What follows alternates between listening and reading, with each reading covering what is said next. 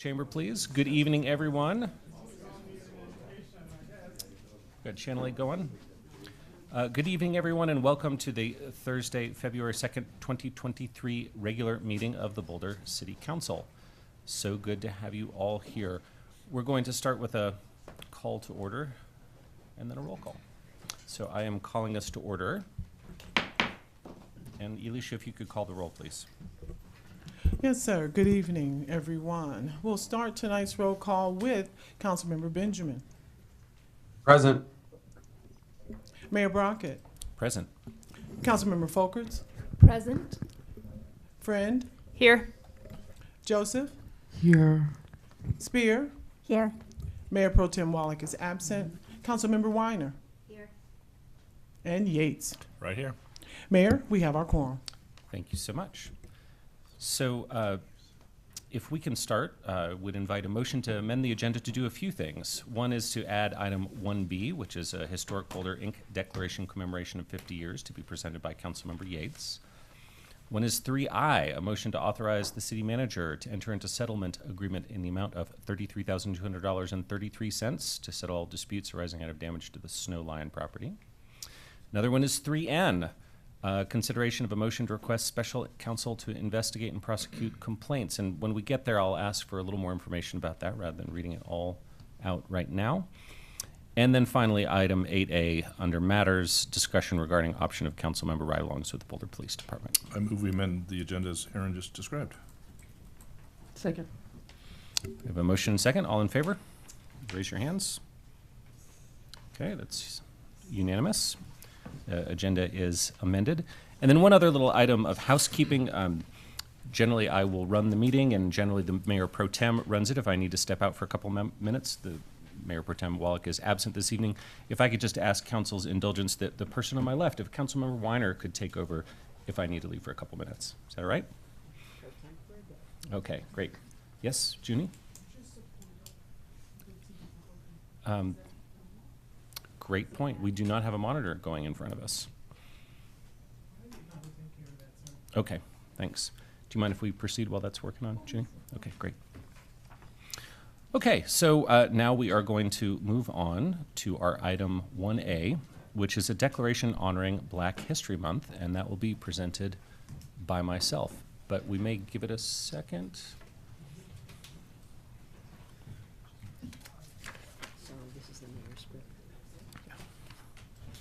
There we go.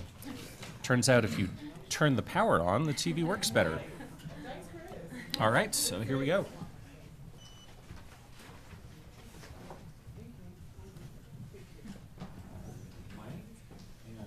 And Ms. Woodley, would you like to come up for the presentation? Absolutely. And Louisa?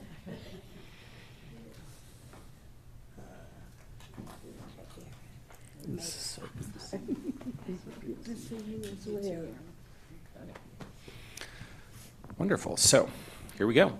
Black History Month, February 2023. The month of February has received national recognition as Black History Month. In 2017, the Boulder branch of the National Association for the Advancement of Colored People, the NAACP, was established in Boulder with the purpose of promoting civic engagement, eradicating racial prejudice, and eliminating racial discrimination in education, employment, housing, and civil rights. The Boulder County branch of the NAACP is celebrating its annual Freedom Fund, a long-standing tradition that brings together NAACP members and community supporters to raise funds to support the operations of our local branch. And the Boulder County branch of the NAACP is dedicated to upholding the mission of equality and justice for all, as championed by the NAACP since its founding in 1909.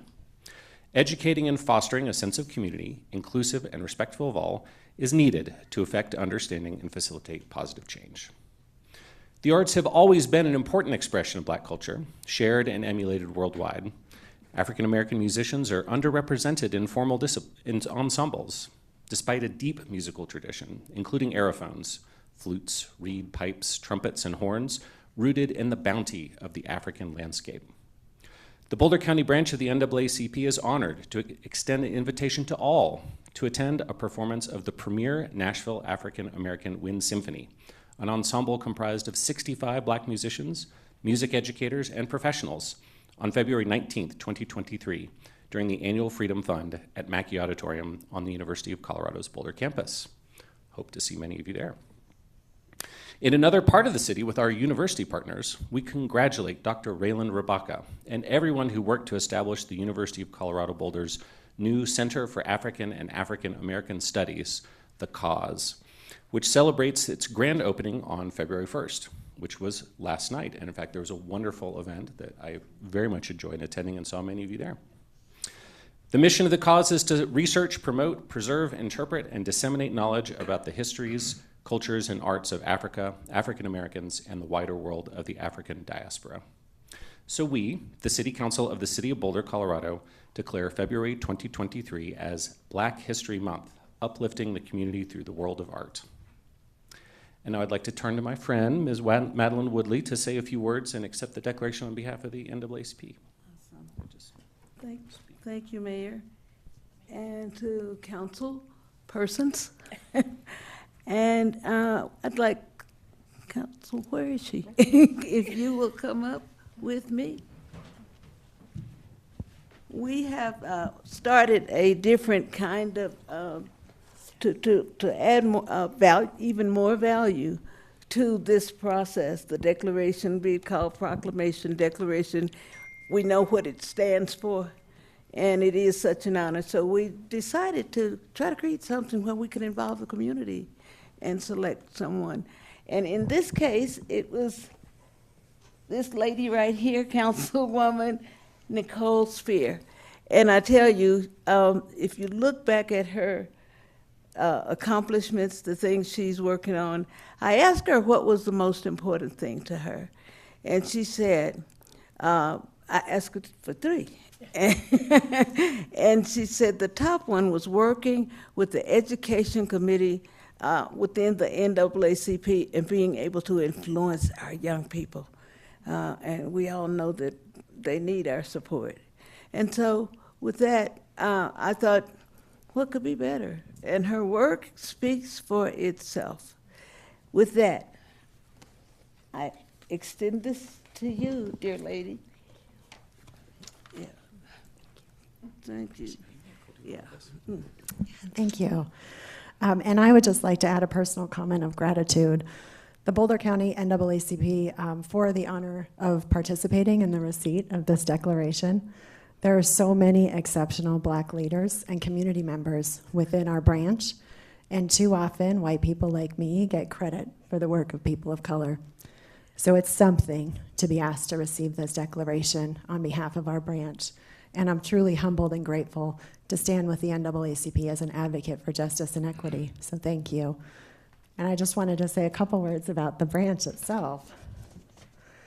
We heard a little bit about the mission and how the branch has grown in the last 5-6 years since it was organized.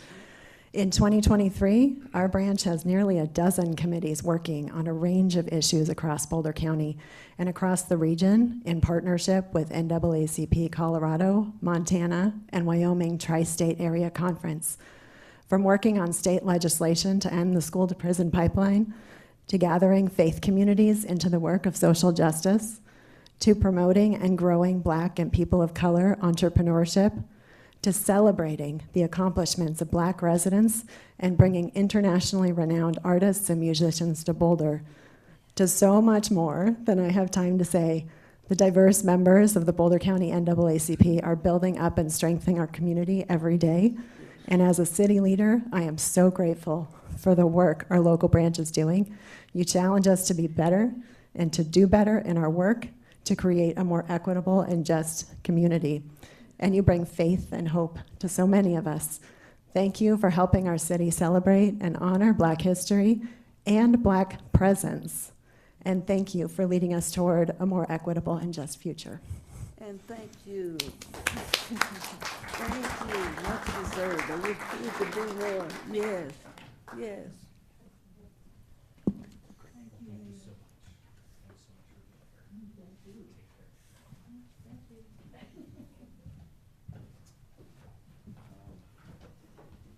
Announce yourself.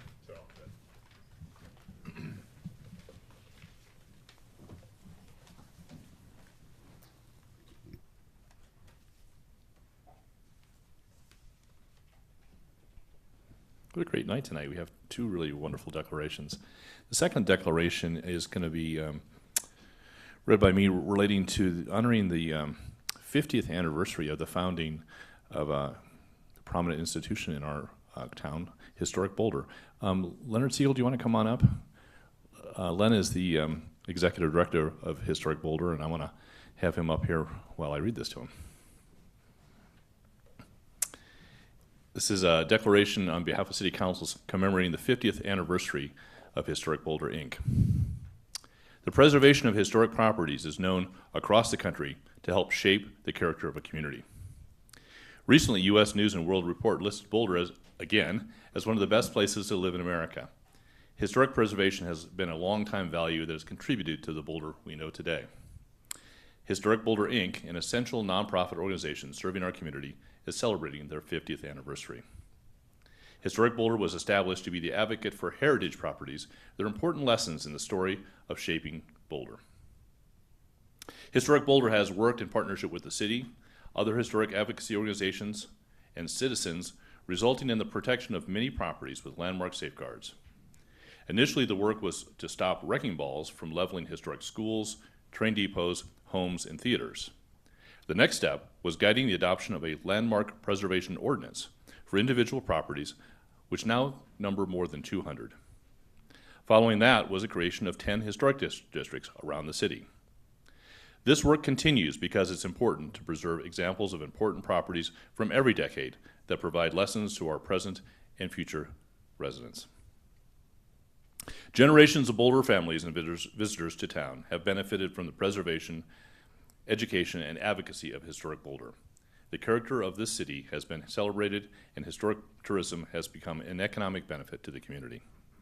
So in recognition of the preservation, advocacy services that the members of Historic Boulder have provided and continue to provide for our community, we, the City Council of the City of Boulder, declare February 2, 2023 as Historic Boulder Preservation Day. You can applause now. And I'm going to turn the mic over to I'm going to put these right here. Turn the mic over to Len. I think Len has a few things to say, and I think you've got a little party coming up next week too.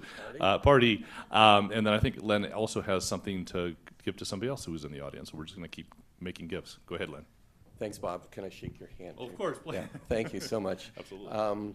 It is an honor to accept this certificate and honor on behalf of Historic Boulder. Thank you, council members and citizens of Boulder. 5 decades of volunteers have been working to make a difference in preserving the heritage of this community as manifested in physical properties and buildings. And it's a delight that we are able to continue to do this. And one of the things that we do is focus on different properties around the community, and one of them is the Columbia Cemetery. And so I'd like to invite the Parks and Recreation Department and Play Foundation people to come up here and accept a check that we want to give you. Great. So, hi. So since 1985, Historic Boulder has been putting on Meet the Spirits in the Columbia Cemetery in participation with Parks and Recreation, and we couldn't do it without the city and all their help, and we do it every 2 years. We get volunteers like Bob Yates and the mayor to come and present the stories of people who are pioneers buried in that cemetery. It's a really incredible and very popular way to tell the stories and important stories of Boulder. And we share the proceeds of that with the Parks and Recreation Department through the Play Foundation. And this year we were able to share $6,000 with the foundation, and it should help to go to continue to do the important restoration of the cemetery. So here you go. Thank you. Yes.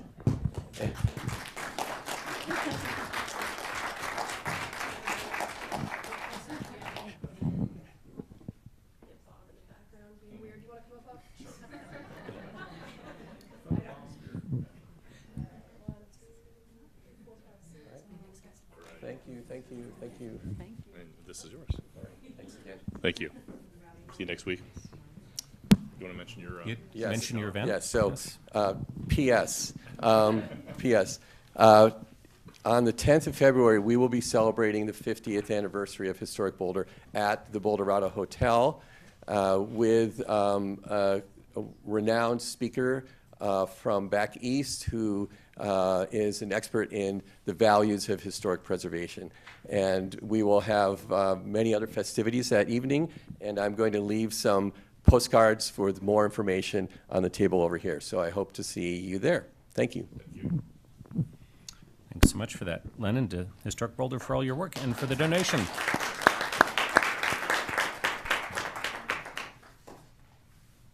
Very good. And so we'll now move to open comment. I believe Brenda Rittenauer will be reading out our open comment public participation guidelines. Brenda, you want to do that? Sure, thank you, and good evening, everyone, both in person and on Zoom in our virtual space. We welcome you all here. We're glad that you're here to share your thoughts with City Council tonight. And if Emily will share the slides for me, that would be great. So we know many of you have seen these many times. We appreciate your patience while we go over them for those who may not have seen them as often. The city has engaged with community members to co-create a vision for productive, meaningful, and inclusive civic conversation. This vision supports the physical and emotional safety of community members, staff, and council, as well as supporting democracy for people of all ages, identities, lived experience, and political perspectives. For more information about the vision and the community engagement process, you can visit the City of Boulder website at bouldercolorado.gov and type productive atmospheres into the search bar. Next slide, please. The following are examples of rules of decorum found in the Boulder Revised Code, as well as other guidelines that support this vision, and we will uphold these during tonight's meeting. Remarks and testimony shall be limited to matters relating to city business. No participant shall make threats or use other forms of intimidation against any person. Obscenity, racial epithets, and other speech and behavior that disrupts or otherwise impedes the ability to conduct the meeting are prohibited. Participants are required to sign up to speak using the name they are commonly known by, and individuals must display their whole name before being allowed to speak online. Currently, only audio testimony is permitted online. In-person participants are asked to refrain from expressing support or disagreement with other speakers. Traditionally, support is shown through American Sign Language applause or jazz hands. Everyone may practice at this point if you wish. And we appreciate you coming tonight. I think we are ready to begin. Thanks, Brenda. And I had a question from a community member come in, just to be clear that our declarations are the one exception to that. When we're handing out declarations, we sometimes applaud, but during the rest of the meeting, we ask to people to follow the guidelines Brenda just specified. Great. So we have 7 in-person speakers and 4 virtual ones. Each of you will have 2 minutes to speak. Our first 3 speakers are Terry Burnsick, Michelle Rodriguez, and Evan Ravitz.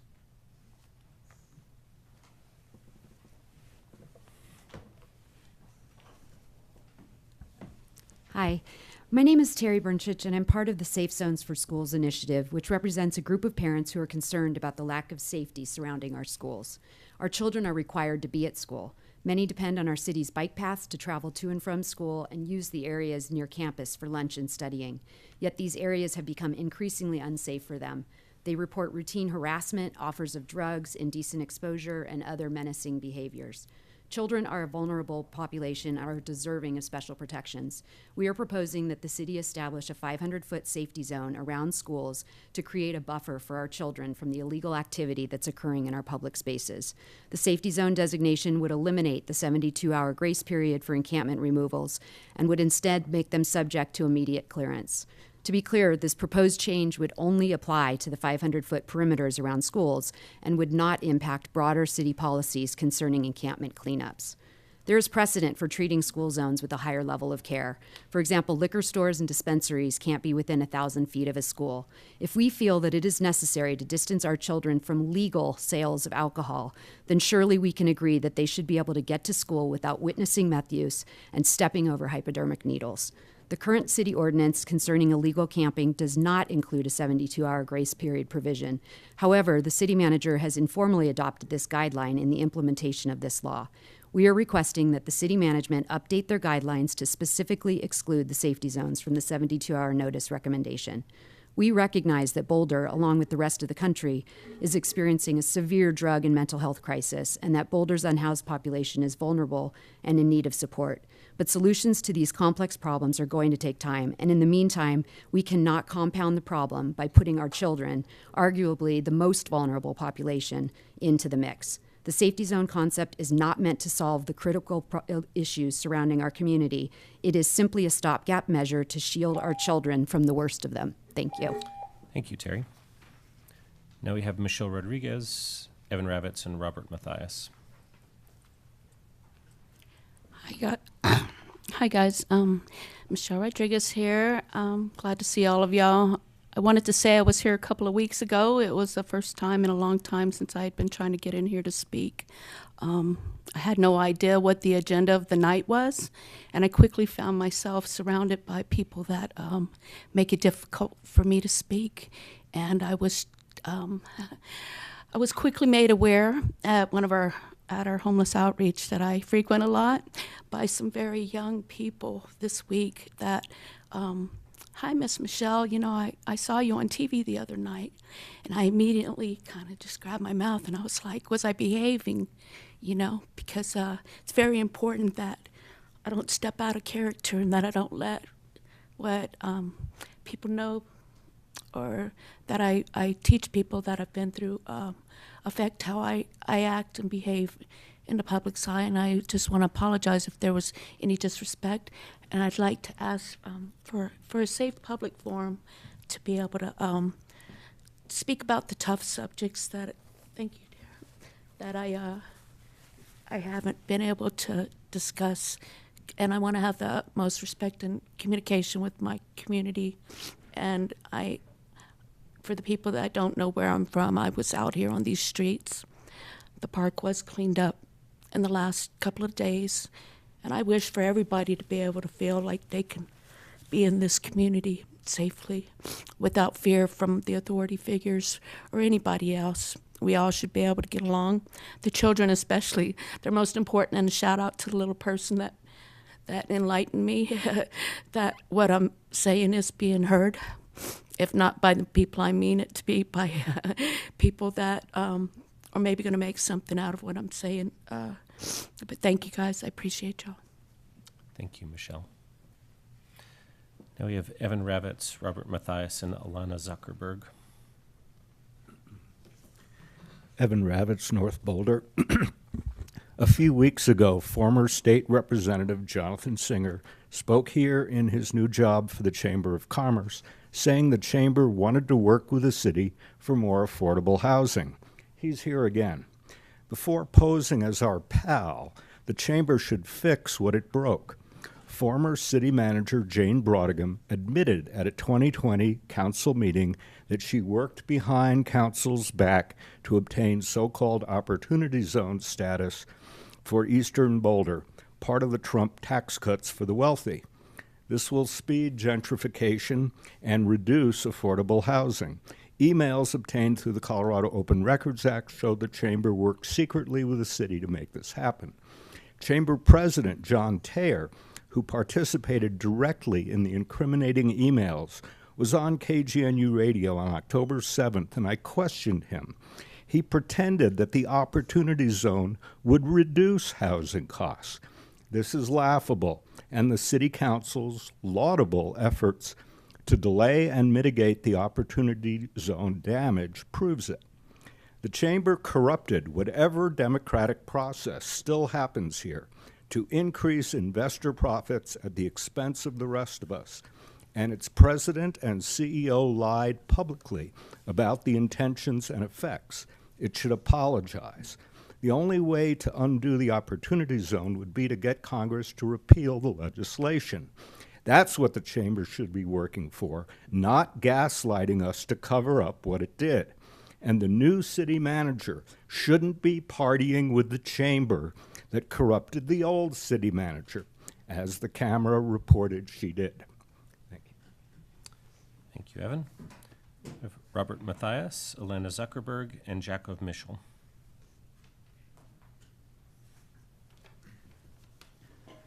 Well, good evening. My name is Robert Mathias. I live at 980 Crescent Drive in the city of Boulder and in the 10th State House District.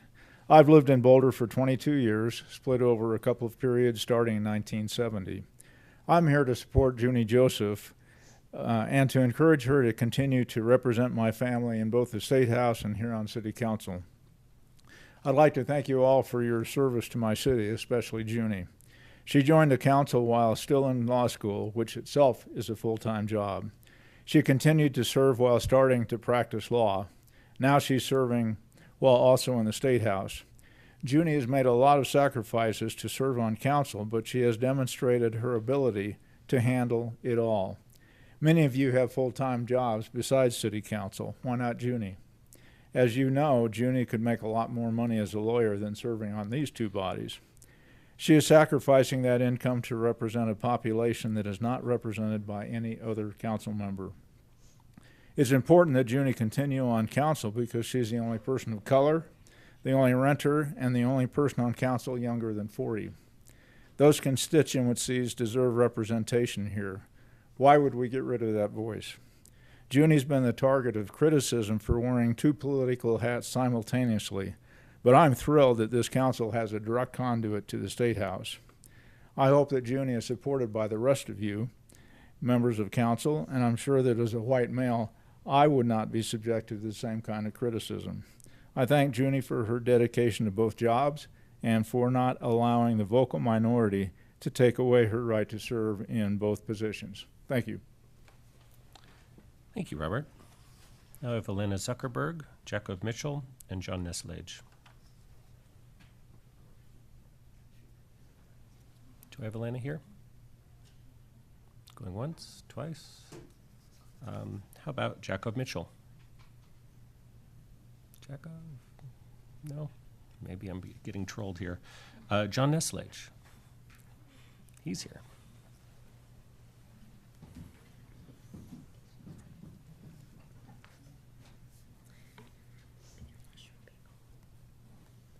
Good evening. My name's John Neslage. I've been here a couple of weeks ago to speak with you about an incident that involved my child, and I am here tonight out of a sense of obligation. I'm obligated to be here because I owe Mr. Farnan an apology. I had a conversation with David in the hall afterward. I took the time to visit with him. He took the time to visit with me, and I requested the police report, and I've learned subsequently that he did take actions that he had represented that evening that he'd taken. He was looking out for children, which I appreciate, and so on a human level, I want to apologize to him and acknowledge his actions. The bad part of this is that it doesn't take away from what happened, and as a result of what David shared with me, I was able to dig deeper. I learned that the police, being understaffed, don't have a victims advocate, so they weren't able to keep me informed. The idea was that I should be expected to contact them regularly for any updates or developments. What we've learned is that they have identified a person. They have not arrested the person, but through identifying him, he was apprehended in the library. It's discovered that he is a registered sex offender and is at the moment still roaming freely among our community. So just an FYI for any concerned parent. I'm also here out of a sense of obligation because I am a licensed attorney, and attorneys have a duty of candor to deliberative bodies and tribunals. So I want to make sure that, you know, I let you know that I did learn some things. I've learned as well that the number of incidents that I represented were around the library area, so that doesn't make it any better, but there's still many, many, many incidents occurring, and this needs to be addressed. We're also not well served by hyperbole and exaggeration. Some of the articles that came out after the meeting 2 weeks ago representing that there were large contingents of uniformed and armed police here wasn't the case. Didn't happen. I was here, I counted, there were 4. The rest were plainclothes. They were all in their seats. Thank you, John. Thank you. Right, now we'll move to our virtual participants. We have Sammy Lawrence, Lynn Siegel. I understand Carter Hilty isn't present, so then Aiden Reed. All right. Hello, everybody. I don't have a lot of time because 2 minutes is a short amount of time, so I'm going to get through real quick. First off, love y'all, miss y'all. Hope everybody's doing well. If not, still want to hear it anyways. School's going well on my end. Midterms were amazing. A's and B's. You know, it's awesome. That being said, first off, to the NAACP member who garnered the award and awarded to Ms. Spears, good job, congratulations. Second part, shout out to Korea White, as well, who was a part of the UC Boulder African Studies group. Wonderful lady. You also check her out. Michelle Rodriguez, I see you and I hear you, girl. And I too agree. I too agree with the sorry. However, it's a sorry that's on a different mindset and an aspect, because to say sorry also means to understand that there is more levels of damage, but also to be aware as to what parts are played. At times when people experience such horrors, it's because of others, and sometimes of themselves. That leads me to as well, to where my friend Zaid, speaking up. I am proud of him, and all of us should be championing him in the same way that we all should be championing those who are seeking to make it and to survive on the streets. We should still not be having sweeps. This is this concern of mine that still to this day, we are still having these issues to where our homeless brethren and comrades are being treated less than and put in the part to where even the aspects that we are leaving them left behind and are impacting our children. It's saddening. However, we cannot continue to just allow those to machinate behind closed doors. Thank you all. Love you. Thank you, Sammy. Now we have Lynn Siegel and Aiden Reed.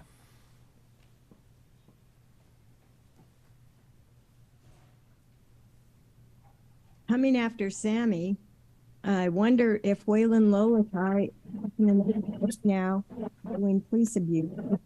At least he wasn't on the list of the folks. Lynn, can you speak up a little bit? I'm having trouble hearing you. Oh, thank you so much. Yeah, I'm putting up the volume. I don't know. Can you hear now? Much better. Okay. Yeah. Concerned about Waylon Lolakai abusing folks. The police officer that was abusive that was hired from Denver, that Boulder hired even with his background, and then was then abused Sammy. And I wonder where he's policing now in another state. Concerning, especially considering, let's see, Tyree Nichols and many others. The issue with the police really needs to be legally determined with the city what the level of the police oversight committee and what power they have. First of all, they're just advisory. This is old news, but for the council to get so involved in who's on the board when they've already designated the authority of them to choose their members is really not okay legally. Teresa, hear that?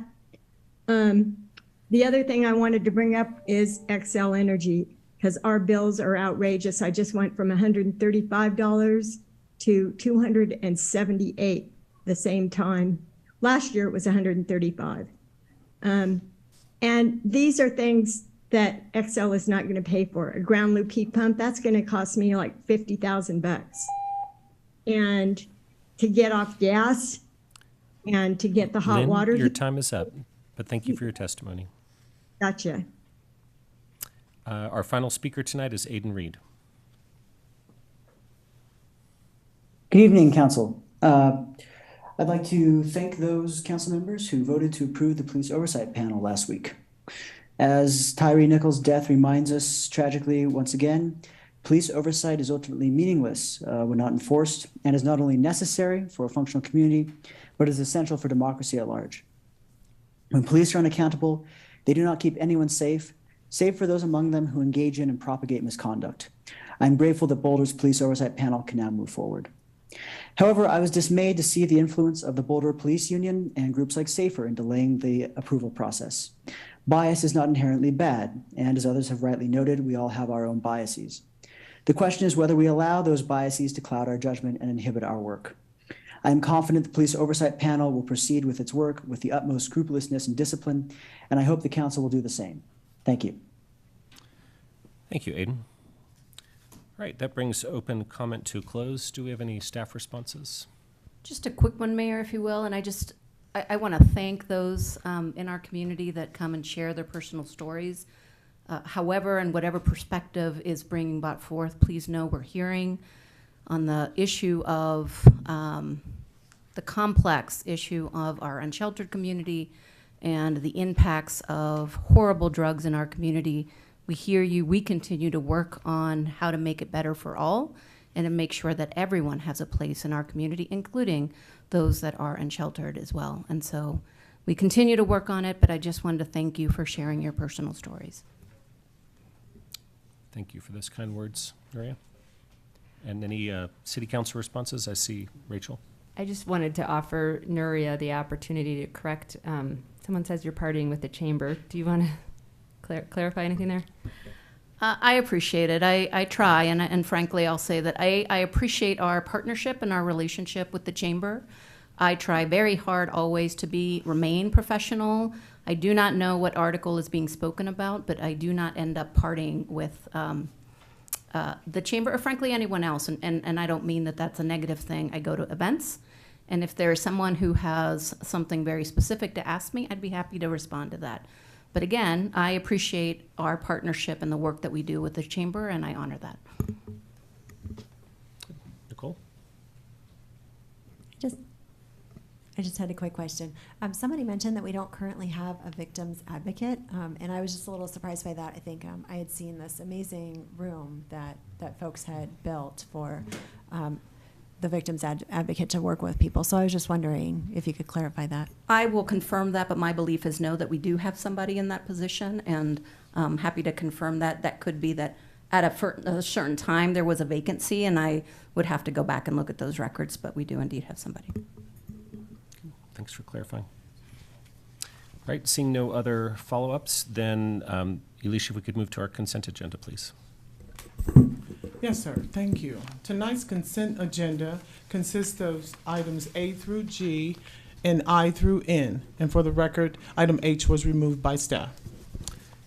Thanks. And so before we go to council questions or comments or anything, I wanted to turn to either the city manager or city attorney to speak about M and N. If we could get a few words on those, please.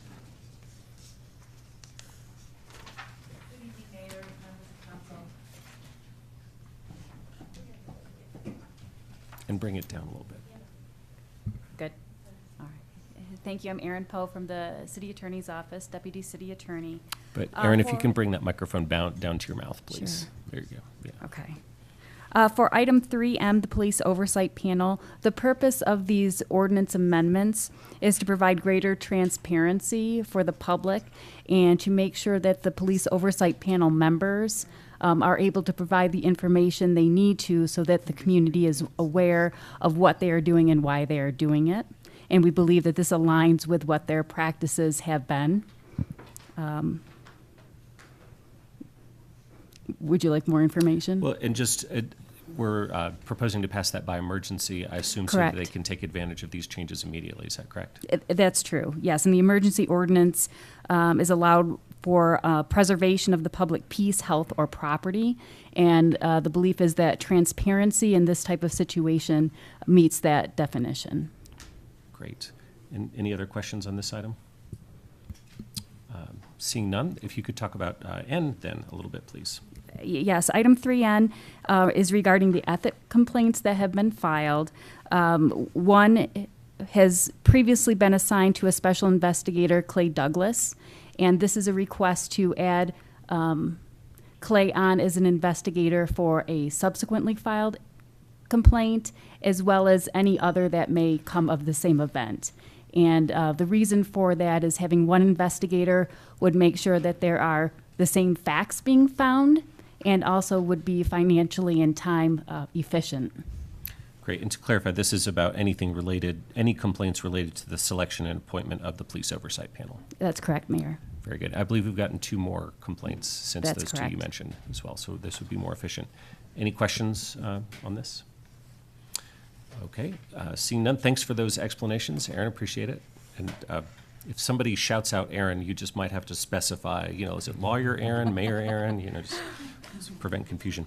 All right. Any comments or questions about the consent agenda as a whole? Rachel. I had one on E, which is the summary of community broadband discussion. And the second to last bullet says, Council voiced a desire to better understand the spectrum of need in the community, including those who have no access to wired internet. Staff will add some community engagement to the next phase of work. And that confused me because I thought we clarified that we weren't really looking at the spectrum of need that we had previously determined that we were going to do community broadband. So I wanted to clarify what staff's understanding was and also what council had indicated there. Nuri, do you want to get back to us on that? I don't know if the right person's here. Sure, I don't think the right people are here, but we will we'll take a look back at that. I believe that the ultimate decision was to sort of move forward with option B. Certainly at some point, maybe we'll get to option C. There was one council member that spoke to option A, but the clear direction was given to us, and if there's something that we need to clarify in the memo, we will happily do that.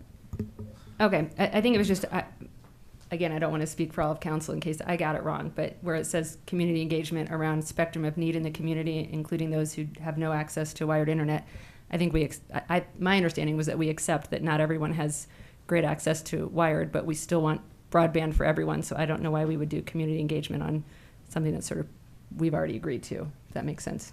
And if anybody thought we were doing something different, Bob? Sorry. Yeah, I had the same concern that Rachel did. Nuria, just for your clarification, this is less about option B, A, or C. This is more about the engagement. I think there's really two cohorts in the community that we talked about that night. One is people with no access to internet, and that's what the minutes refer to. And then we also talked about people who have no access to high-speed internet, which is probably the really thing that we're talking about. So I think it's really kind of a focus on what the engagement is. I think the concern that we're raising is not so much whether the minutes are right, but more we wanted to make sure that staff's not going out there doing something that's different than maybe what council talked about that night. So maybe you can go back and watch the video. Understood, and we'll clarify. Yeah. Good. Anything else? Perhaps a motion?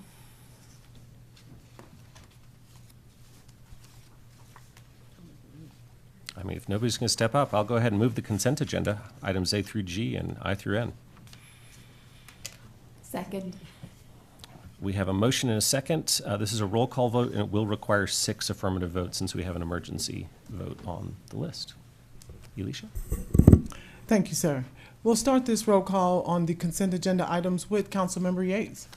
I'll vote aye with the, I'm not going to vote against item, I guess it was E that Rachel called out, but I just would ask staff to maybe clarify that minutes when, after they've seen the videotape. But otherwise, I'll vote yes on the whole agenda.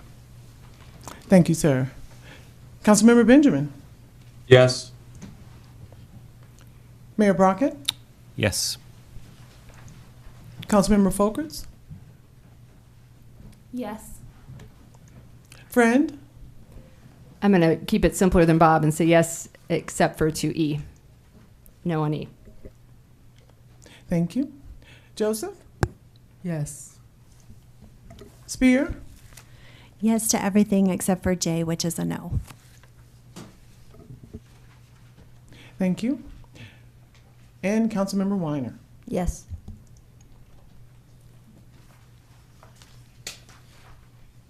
The consent agenda items A through G and I through N are hereby approved with a vote of 8-1, except for the noted noes from Councilmember Spear and Fred. I think that's 8-0, except for the two noted no's. What did I say? 8-1. 8-1. Oh, 8-0. My apologies. 8-0. Do you have something, Bob? Hey, Nicole, I didn't want to call you, to put you on the spot, but if there's something on J that you voted against that you wanted to talk about tonight to help staff in preparation for the second reading, I did want to maybe give Nicole an opportunity to speak if you want to. Thank you. Yeah, I sent a bunch of questions to staff, and I'm just kind of waiting some answers. Okay, great. On those. So yeah, happy to bring it up when we get to second reading. Super. Thanks, Nicole. Seems like a better. I know we got a full agenda tonight. Okay, sure. Sounds good. Okay. Well, with that, if we could move to our first public hearing, please. All right. Let me see if I can read that right. Our public hearing is item number 5 on tonight's agenda. 5A is the second reading and consideration of a motion to pass and adopt Ordinance 8515, amending Title IX Land Use Code, BRC 1981, to update the site review criteria as part of the Community Benefit Code Change Project and setting forth related details. Mariam? We have exceptional P&DS staff as always, so I'm going to send it to Carl to get us started. Thank you, Nuria. Good evening, council members. I'm Carl Geiler, Planning and Development Services. Tonight we're going to talk about Ordinance 8515, which is to update the site review criteria. This is a revised ordinance. Last we discussed this topic was August 2022 at a study session. So we've taken input from council, members of the community, Planning Board, Design Advisory Board. We've revised the ordinance based on those comments, and we're here before you tonight. So the purpose of tonight's discussion is for City Council to make a decision on Ordinance 8515. So just to outline how we're going to go through the presentation tonight, I'm going to start with some of the background, which obviously Council is pretty familiar with the background of the project, but I'll just go over that again. Talk about the content of Ordinance 8555. I'm going to talk about the changes that have been made to the ordinance since we last discussed it. And then I'll move into the staff analysis, why we think it meets the goals and objectives that were originally applied to the project, concluding with public comment and the staff recommendation. So going back to 2018, I'll try to go through this a little bit quicker than we've done in the past, but there were a number of projects that were being built at that time that raised concerns in the community in terms of the intensity, the height of the buildings, the quality of the buildings, and some criticisms of the site review process. So this began the Community Benefit Project, which started in 2018, and a component of that was the site review criteria to do an update. So we've done a lot of work on this project already. Council will remember that in 2019, Phase 1 of Community Benefit was adopted, which added the additional permanently affordable housing requirements for any projects that propose a 4th or a 5th story or floor area greater than a floor area maximum in certain zones. We came back in 2021 with Phase 2, which was a proposal for requirements related to below market rate commercial. That particular ordinance did not pass. So following that, we moved into the next component of the project, which was to update the site review criteria, really to make the criteria more clear, more simplified, to better implement the goals of the community through the Boulder Valley Comprehensive Plan, and to try to make the site review process more predictable. So these are the goals and objectives that were outlined for the project initially for the site review criteria. So identify incentives to address the community economic, social, and environmental objectives of the comprehensive plan, determine additional design standards for project requesting a height modification, and identify other aspects of the site review criteria to further city goals and create more predictability.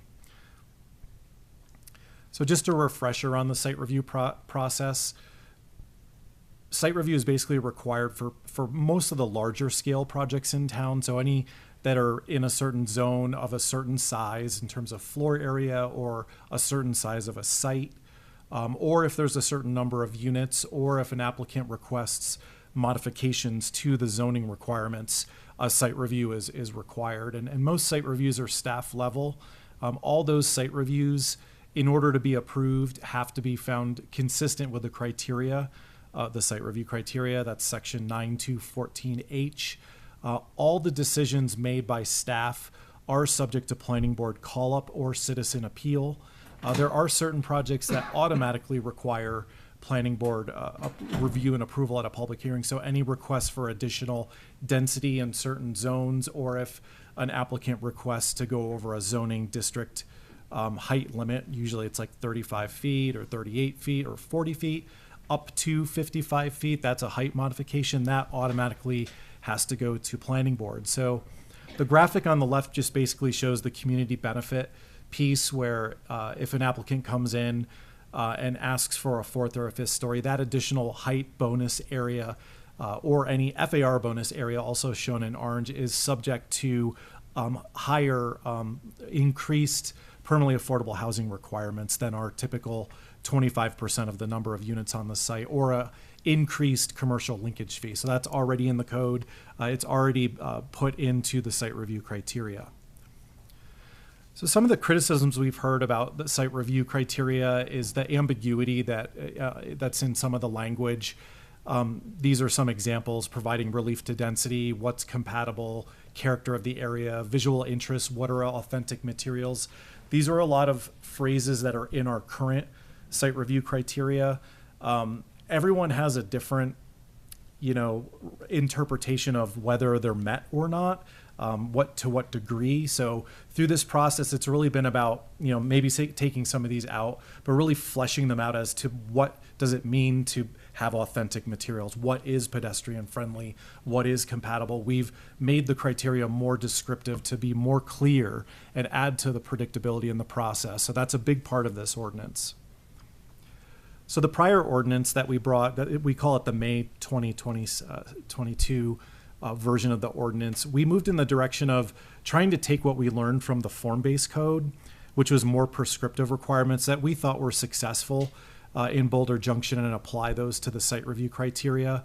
So the requirements were more about, is it met or is it not met? There wasn't a lot of room for flexibility, and this caused some concern in the community, particularly the development community, that it was too prescriptive.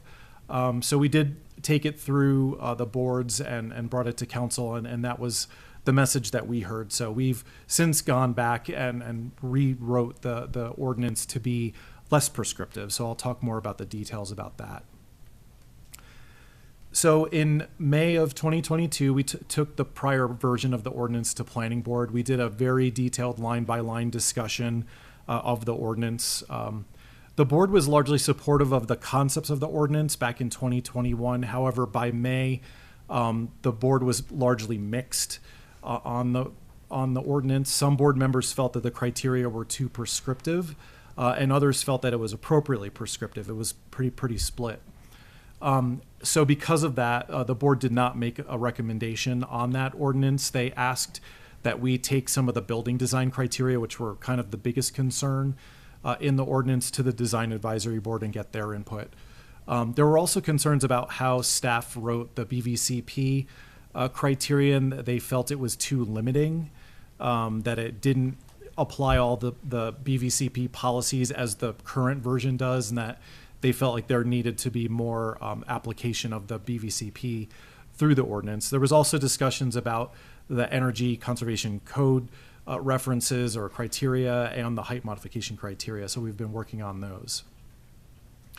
So in June of last year, we went to the Design Advisory Board and presented them the ordinance. The Design Advisory Board was generally complimentary of the work that was in the ordinance related to the form-based code language, in that it did set a good bar for design, but they did have very strong concerns that it was too rigid, that it was too prescriptive, and that if it were to be applied citywide, that we might start seeing a lot of buildings that look the same everywhere. And that was a big concern to them. They felt like the criteria should be less prescriptive and written more like design guidelines. But they also, we also felt that a lot of the things that were from the form-based code are not things that we needed to get rid of, but use in a different way. And I think we got that similar read from council when we talked to you all in August of last year. So when we asked council about the ordinance, the council felt that the ordinance was consistent with the original goals and objectives that were outlined for the project originally, but there was consensus that it was too prescriptive and that we needed to do some more work. We went back and looked at some of those requirements. I think council felt that a lot of the form-based code language was good language to use, but use in a different way, not make it so prescriptive. So we've gone back to make a hybrid between the existing criteria and the more positive elements of the prior version of the code. Council did focus on the BVCP criterion, just like planning board did. I think there was a consensus that it should be broadened a bit than where it was, but clarify how it should be used, how it should be applied. Because when you look at a lot of the BVCP policies, they're not necessarily all written to be applied to development projects. They're written more to like guide the development of programs, or they're pointed at the city government or the county government. So we've worked on the criteria to make it clear of how the policies should apply. Council also discussed the greenhouse gas emissions requirement. One of the criticisms was that it was too complicated. It was almost like a page long, and that it should be simplified, and that actually many aspects of that particular criterion should just be part of the energy conservation code. So we have gone back and worked with our colleagues on that particular criterion, and we've greatly simplified that criterion, and we've taken most of those elements out, and they will be moving forward this year with an update that would incorporate the elements of like the embodied carbon reduction, electrification, verified path to consistency with the code, and I'll talk more about what element is still in the criteria. So jumping into the ordinance itself, this is a slide I showed last time. These were the approaches that we took to the ordinance originally and got consent on. These all still apply, even though we've made it less prescriptive. I've highlighted the area of change where it says make criteria more prescriptive and measurable. We've kind of dialed that back, obviously. But many of these other approaches to simplify it or reorganize it in a more top-down approach, try to emphasize important city goals, that all still applies to this particular ordinance. So going into a little bit of the detail, obviously we've combed through the entire ordinance and rewritten it to be less prescriptive. We've basically taken a lot of the approach that we took to the site design criteria, which were written in a more descriptive manner, and applied that to the building design and public realm sections as well. Where we could simplify, we've tried to simplify. We've eliminated the public realm section. We've eliminated the alternate compliance section because there's not a need for it if the criteria are more discretionary. We looked at the purpose statement, tried to update that to be consistent with the updated criteria. And we've also, like I said, worked on the BVCP criterion to reintroduce the on balance language that all policies should apply, but obviously in a manner that is only applicable to development review projects. Reworked the energy conservation greenhouse emissions reduction criterion. Basically what it says now, like I said, it's greatly simplified. It just requires that a building or an addition that's 30,000 square feet or greater to either be net zero or be at least 10% better than the energy conservation code. All those other elements that we had proposed previously are now in the work program for the update for the energy conservation code as requested by council back in August. We've reworked the housing diversity slightly, that any project, if it has ELUs, it must have 2 housing types. We've done some tweaks to the open space regs. That part of the criteria is largely similar to what you saw last time. I think the biggest changes to the criteria really to the public realm and the building design section. So again, a lot of those ambiguous terms that I mentioned before have been described much better in this current version of the ordinance of what it means. We've folded the public realm criteria that we had before into the building design criteria and the landscaping criteria, just kind of more organized to be more clear. So basically, instead of it being, is this a very strict requirement that's met or not met, we've kind of dialed it back to be a little bit more like how we have the criteria now. So basically, we have an intent statement at the beginning of every section that says this is the design intent that needs to be met in a site review. And then in determining whether this intent is met, the approving agency will consider the following factors, and then everything gets considered on balance, and that's the way it's applied today. But we feel that it's still more predictable than the current version because it's more descriptive. There's a lot more examples in the language of how you meet that requirement. So because we've made the sections a little bit more flexible, there's no need for the alternative compliance section anymore. So we've removed that. We've kept a lot of the best practices language from the form-based code, but it's rewritten to basically be more like best practice rather than a requirement. And we've also added some other design examples instead of just the form-based code requirements. So there's a number of things that a applicant could do to meet the intent.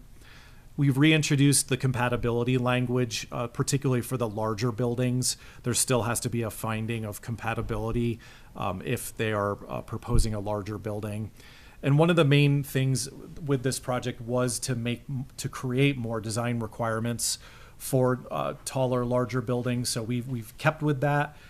We've tried to just make the criteria a little bit more clear. Like if there's a height modification for a building that's only 3 stories and not subject to community benefit, it's not going to have to meet all these extra requirements, because in a lot of cases a 3-story building might be just because it's like got a descending slope away from it that has a very strict height measurement, and therefore it doesn't need to be held to that same standard. But we have kept a number of the requirements of like maximum building length, facade variation, encouraging different types of heights of parts of the building, but we've rewritten it again to be in a more flexible application rather than the prior version of the ordinance. There's a couple new things. The roof materials requirement we added, so it basically just avoids a situation where you might have like a gabled roof with like a kind of like a rubber membrane that would be visible from the street. There are a couple projects that cause concern, so we just said that if you have that kind of roofing membrane, it can't be visible from the street. So we've revised that. We've also added some language about we've updated the language on poles and emergency operations antenna. It's already in there. It's not really changing the intent, but it's just making the language more clear and consistent with how the reviews are supposed to go in accordance with state law. So that's just mostly a clarification. We did talk about the acoustic studies one last time, and there was a concern about requiring a noise study for certain projects. So we've revised that to be that there's no requirement for a study, but if a project is on an expressway or a railroad, a big contributor of noise, that there has to be certain wall construction to dampen that noise. And that's just a requirement that we already use now in the residential and industrial zone standards, so it's something that's already in the code. I won't go into a lot of depth on this particular slide since we've talked about it before, but on the left you can see there's a number of ways that we've tried to solicit input on this project since 2018. The comments that are on this particular slide relate to the prior ordinance. So again, there were some members of the community that liked how the ordinance was better trying to foster more city policy compliance through the criteria. But we also heard the concerns about too many shall statements in the prior version of the ordinance. So in the new version of the ordinance, we've been emailing architects and folks in the design community and a number of folks that are interested in the criteria to get their feedback on the latest ordinance. We definitely heard a lot more support for the latest ordinance from our site review focus group. They felt that the language provided much more guidance for how a project should be designed, and how hopefully that means less back and forth between the applicants and the city on trying to meet the criteria, that it might be in a better place when it comes in the door. We did hear some concerns just that that the additional, greenhouse gas requirements, like some of the additional requirements were still arduous. But in general, we've seen a lot more support from the site review focus group members. So we brought the ordinance to planning board on December 20th. Again, we went through a detailed line-by-line review. It took over 6 hours. But we eventually got to a motion from the planning board where they recommended approval of the ordinance 6-0. And they made the recommendation that staff revise the ordinance on any points of consensus. So there was a lot of discussion just like on minor edits and word choice throughout the ordinance, which we've updated. There was a request to simplify the language in the purpose section, which we've done. Broadening the BVC policy criterion to include other policies beyond the built environment section, which we've done. And creating some more consistency in the language where there's any references to adopted area plans and guidelines. And then in the community benefits section, there's actually a alternative community benefits section that we already had in the code. There was just a request to add environmental as a possible consideration, and we've done that. So based on all this input and the changes we've made, we continue to find that the ordinance does meet the goals and objectives that were outlined for the project. Obviously, with more discretion, there's less predictability than the prior ordinance, but like staff also understands that if you have more prescription in the ordinance, there would be more design uniformity throughout the community, and that's not necessarily something that we want to see. We feel that the ordinance does strike an appropriate balance to meet these goals and objectives. So there's a number of arguments that are in your memo of why we believe that it's an improvement over the current criteria. So we find that it's still consistent with the comp plan. It furthers the goals of sustainability and diversity of housing types, human scale building design, and community benefit. So that's why we're recommending approval of the ordinance tonight. Again, we have outlined some other arguments for why we believe that this ordinance achieves those goals and objectives that were outlined.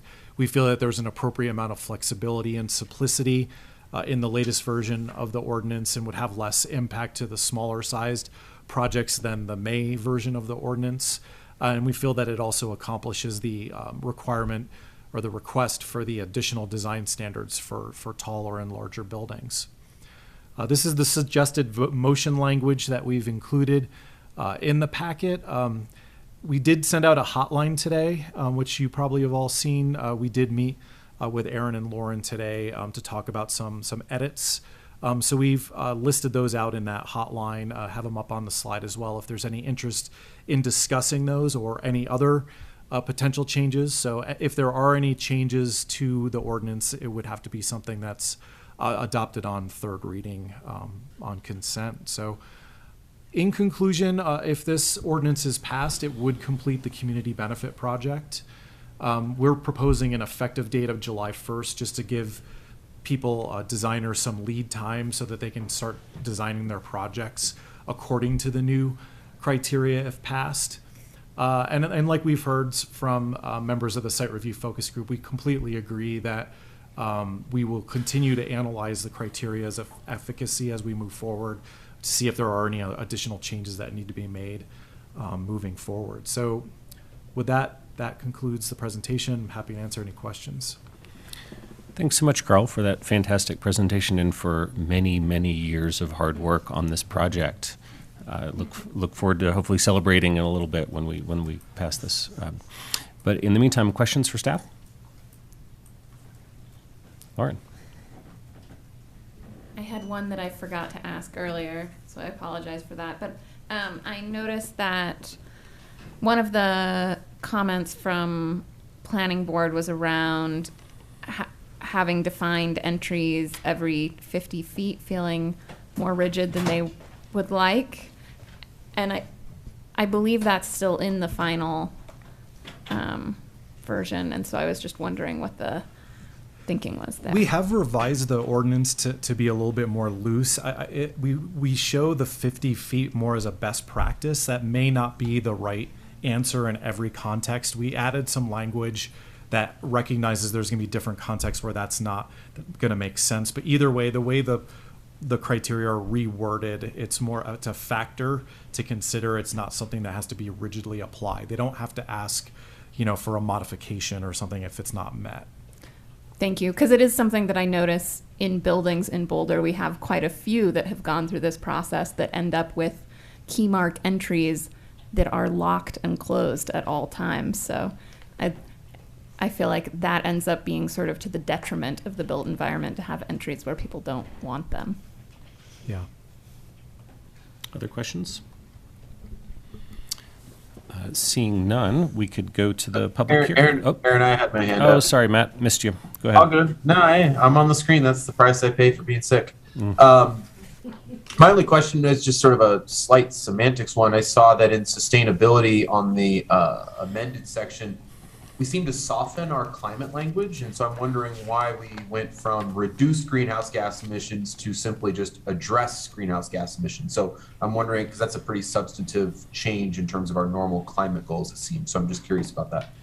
So I can take that one because that was my suggestion here. So the thing to address there was first of all, it's in the purpose section, so it's not regulatory, but the thing that I was concerned about is it said reduce greenhouse gas emissions, but there is not yet a project to reduce emissions from.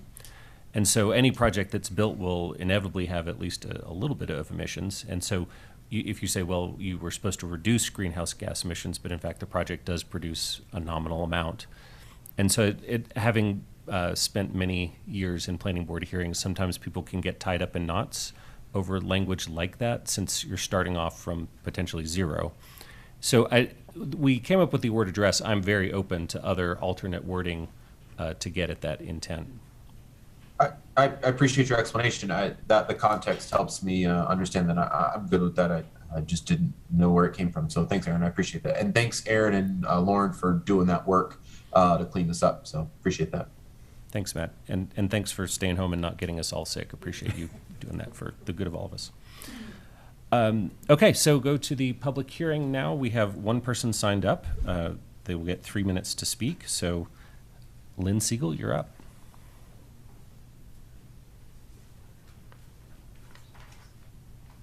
How come nobody wants to speak about the most important thing in Boulder? Community benefit. The problem that I have with this review is these are basically tweaks to something that's a much more looming problem in town. And largely I'm concerned about the density bonus, and the community benefit of density bonus is you know, on Democracy Now! Yesterday I heard there's 500 people using 2 bathrooms with 2 showers, something to do with the refugee situation. But, you know, the density that happened, for example, and I don't know if Papilio's is in the Oz, but they went from density of 63 units to 165 units. This is not beneficial for Boulder, because what it does is it creates more units and drives up the price of housing of each of those units, because the developer's laughing all the way to the bank because he's got smaller units and he can sell or rent out to more and more people. The services have been removed because that space, Papilio's, has taken over service territory. And all those new people need services, so there'll need to be more services built for those people. And when more services are demanded, more housing for those service people are demanded, or transportation for those people to get there to perform the services. Plus the land value goes up, which is already sky high. Plus, you know, I mean, in Papilio's, there's a 4th floor. And the real disaster here is that MU3 was divvied up to Ali Gidfar with Papilio's. It's a pure, unadulterated city subsidy. The council wanted for sale, and the council wanted more density, which I think is against their own better judgment. And as a result, he comes back with more density, but no for sale. He can't do it. He's just going to do his cash in lieu. And the city council handed over MU3, which gives them a penthouse, a 4th story, and swimming pool that none of the, you know, paltry amount of affordable housing that's going to be on site can even use. This is what the problem is with Boulder, with density bonuses. I want to see a quantifiable metric of the community benefit they're actually producing. Lynn, your And time is up, but thank you for your testimony. All right. Public hearing is over, so I'll close the public hearing and bring it back to council for discussion. And I wonder if people might indulge me for a minute to just go over a couple of the changes that we went over. Carl, is it possible to get the redlined version up? Yeah, let me see what I can do. I've got it handy if you need it.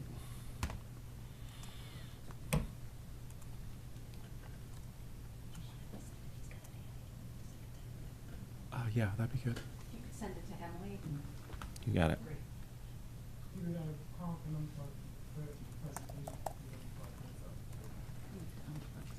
Yeah, I think so.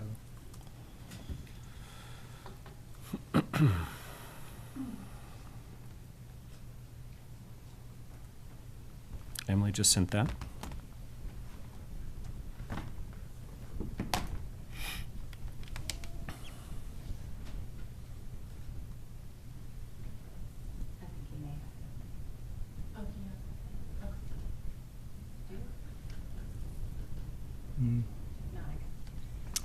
Sorry to throw a curveball here.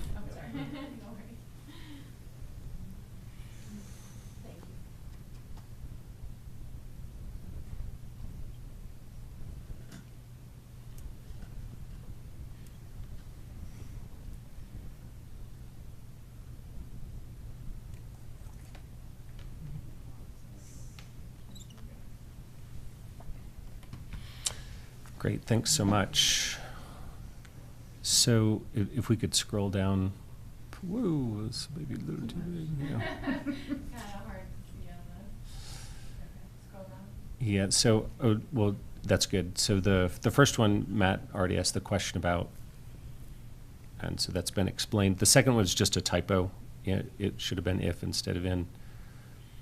The next one, and this is again for me sitting through a lot of planning board hearings, there was language about minimizing motor vehicle miles traveled, and theoretically 0 is the minimum. And so sometimes people will say, well, if you do anything oriented towards a motor vehicle, you haven't minimized it. But there'll probably still will occasionally be motor vehicle services. So the changed the language to clarify it was with the goal of lowering VMT, motor VMT. I'll just go through these really quick, and if people have questions, they can call it out. And then the next one on item 4 down at the bottom was just clarifying language to make the sentence read better.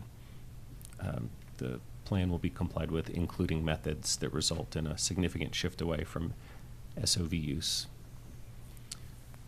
And then could we scroll to the next page, please? Lauren, you want to take this one? Yeah, so this one was just kind of framing it more around the intent of all roofing membranes not that are visible from, not allowing any roof membranes to be visible from the street level, as opposed to just a particular kind of roof membrane. And also because it had language about on a sloping roof, which even quote unquote flat roofs slope. So just clarifying some of that. Thanks, Lauren.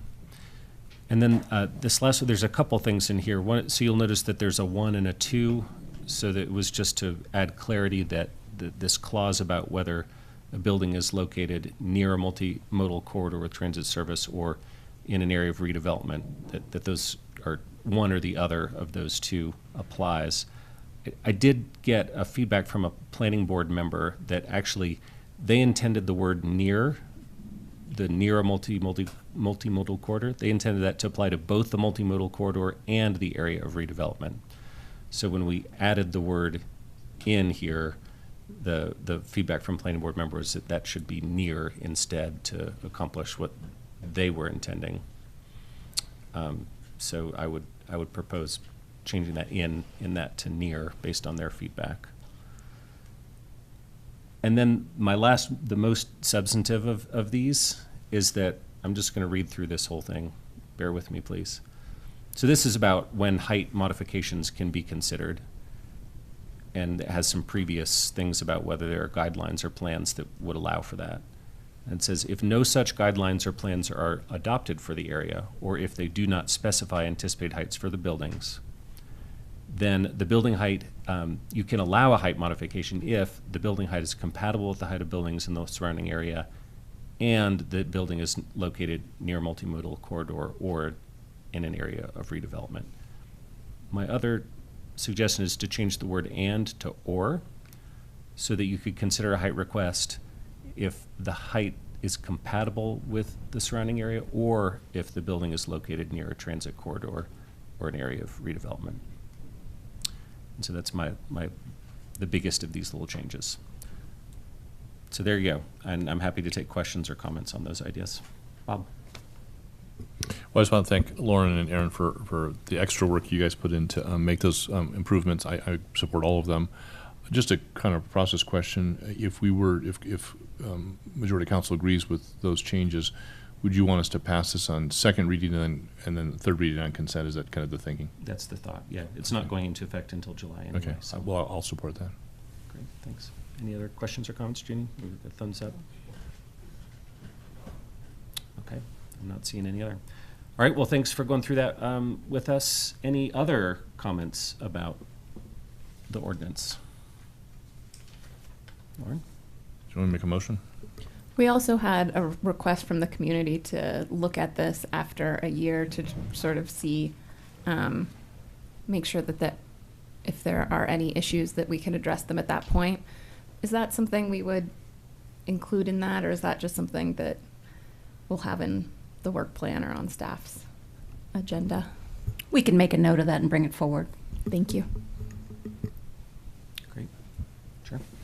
So I move that that we pass and adopt Ordinance 8515 with the revisions reflected on the screen this evening, contributed by Lauren and Aaron.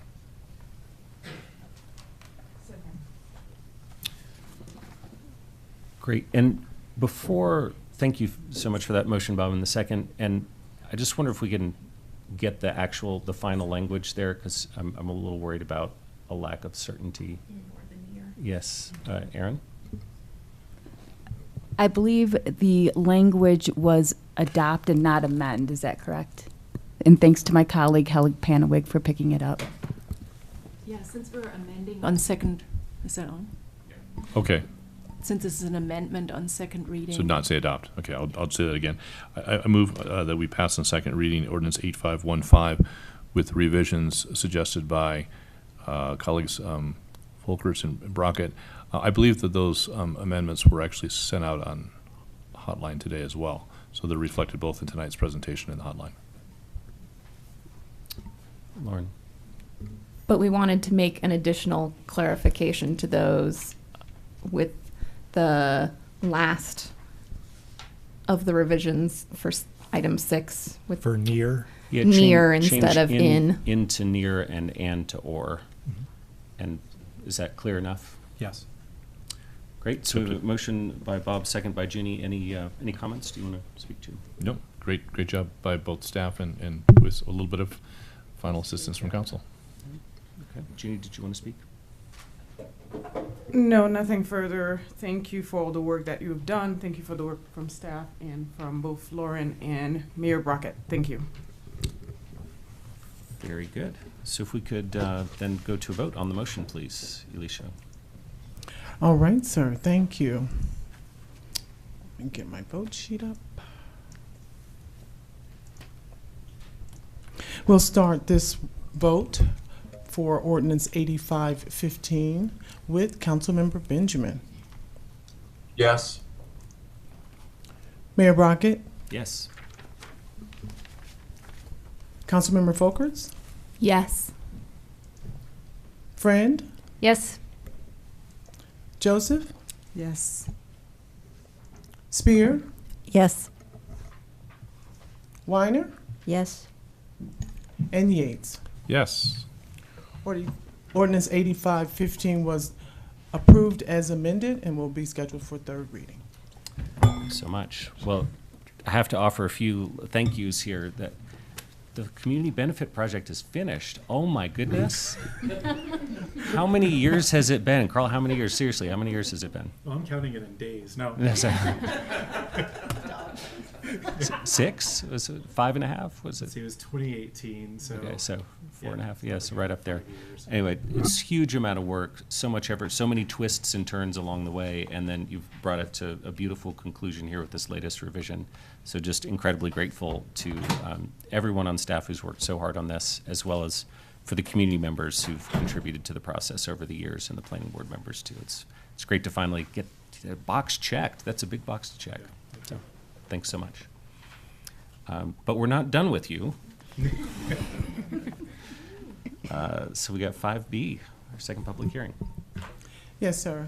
5B on tonight's agenda is the continuation of second reading and consideration of a motion to amend Ordinance 8556, amending Title IX Land Use Code, BRC 1981, to update the use table and use standards related to industrial uses and districts and setting forth related details.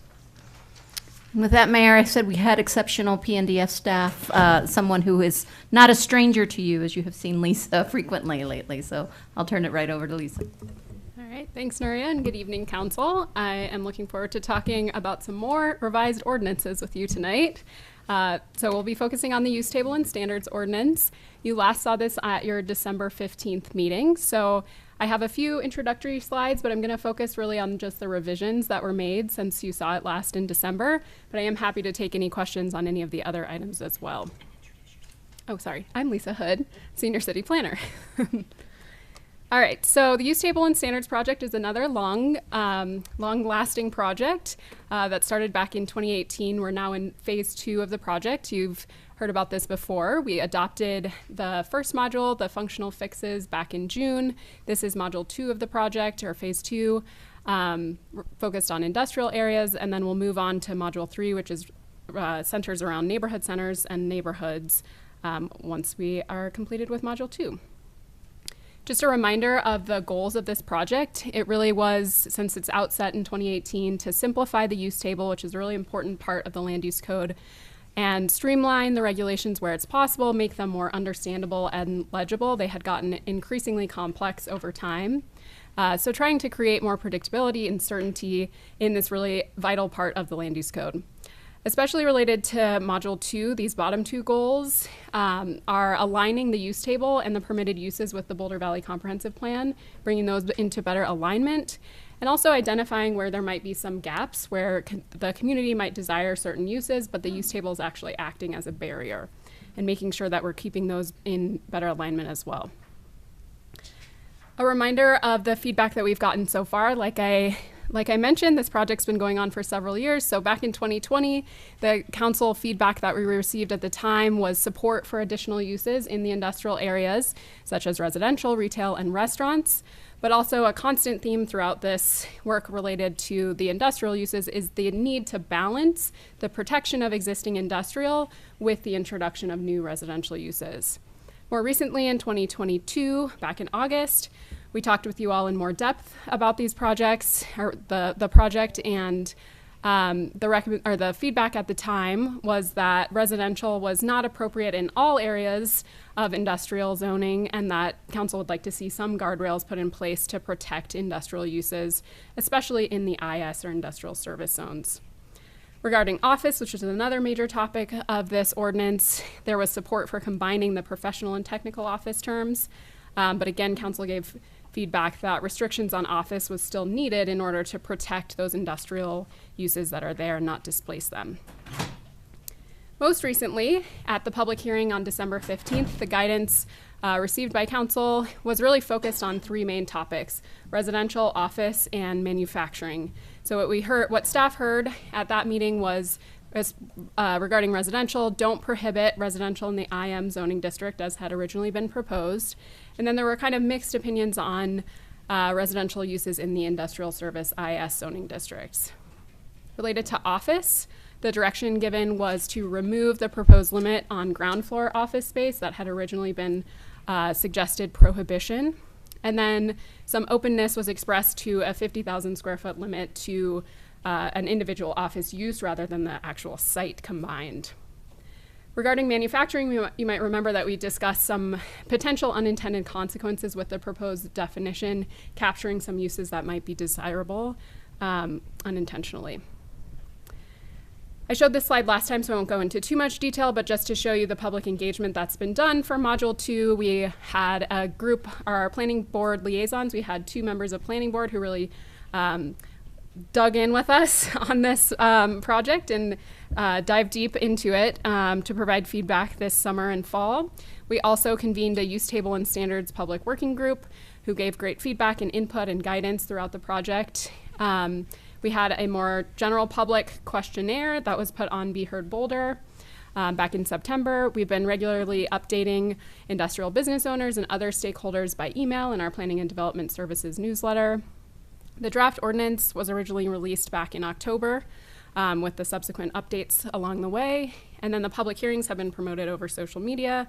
And the Planning Board public hearing took place in October, on October 18th.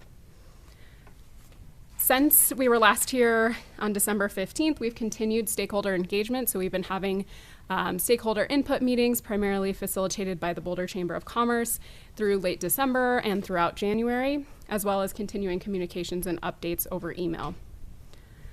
So that brings us to the revisions to the ordinance tonight. This is kind of a high-level overview. I do have some more slides where I add more detail on each one of these, but again, breaking it down into those 3 main topics that were talked about in December: residential, office, and manufacturing.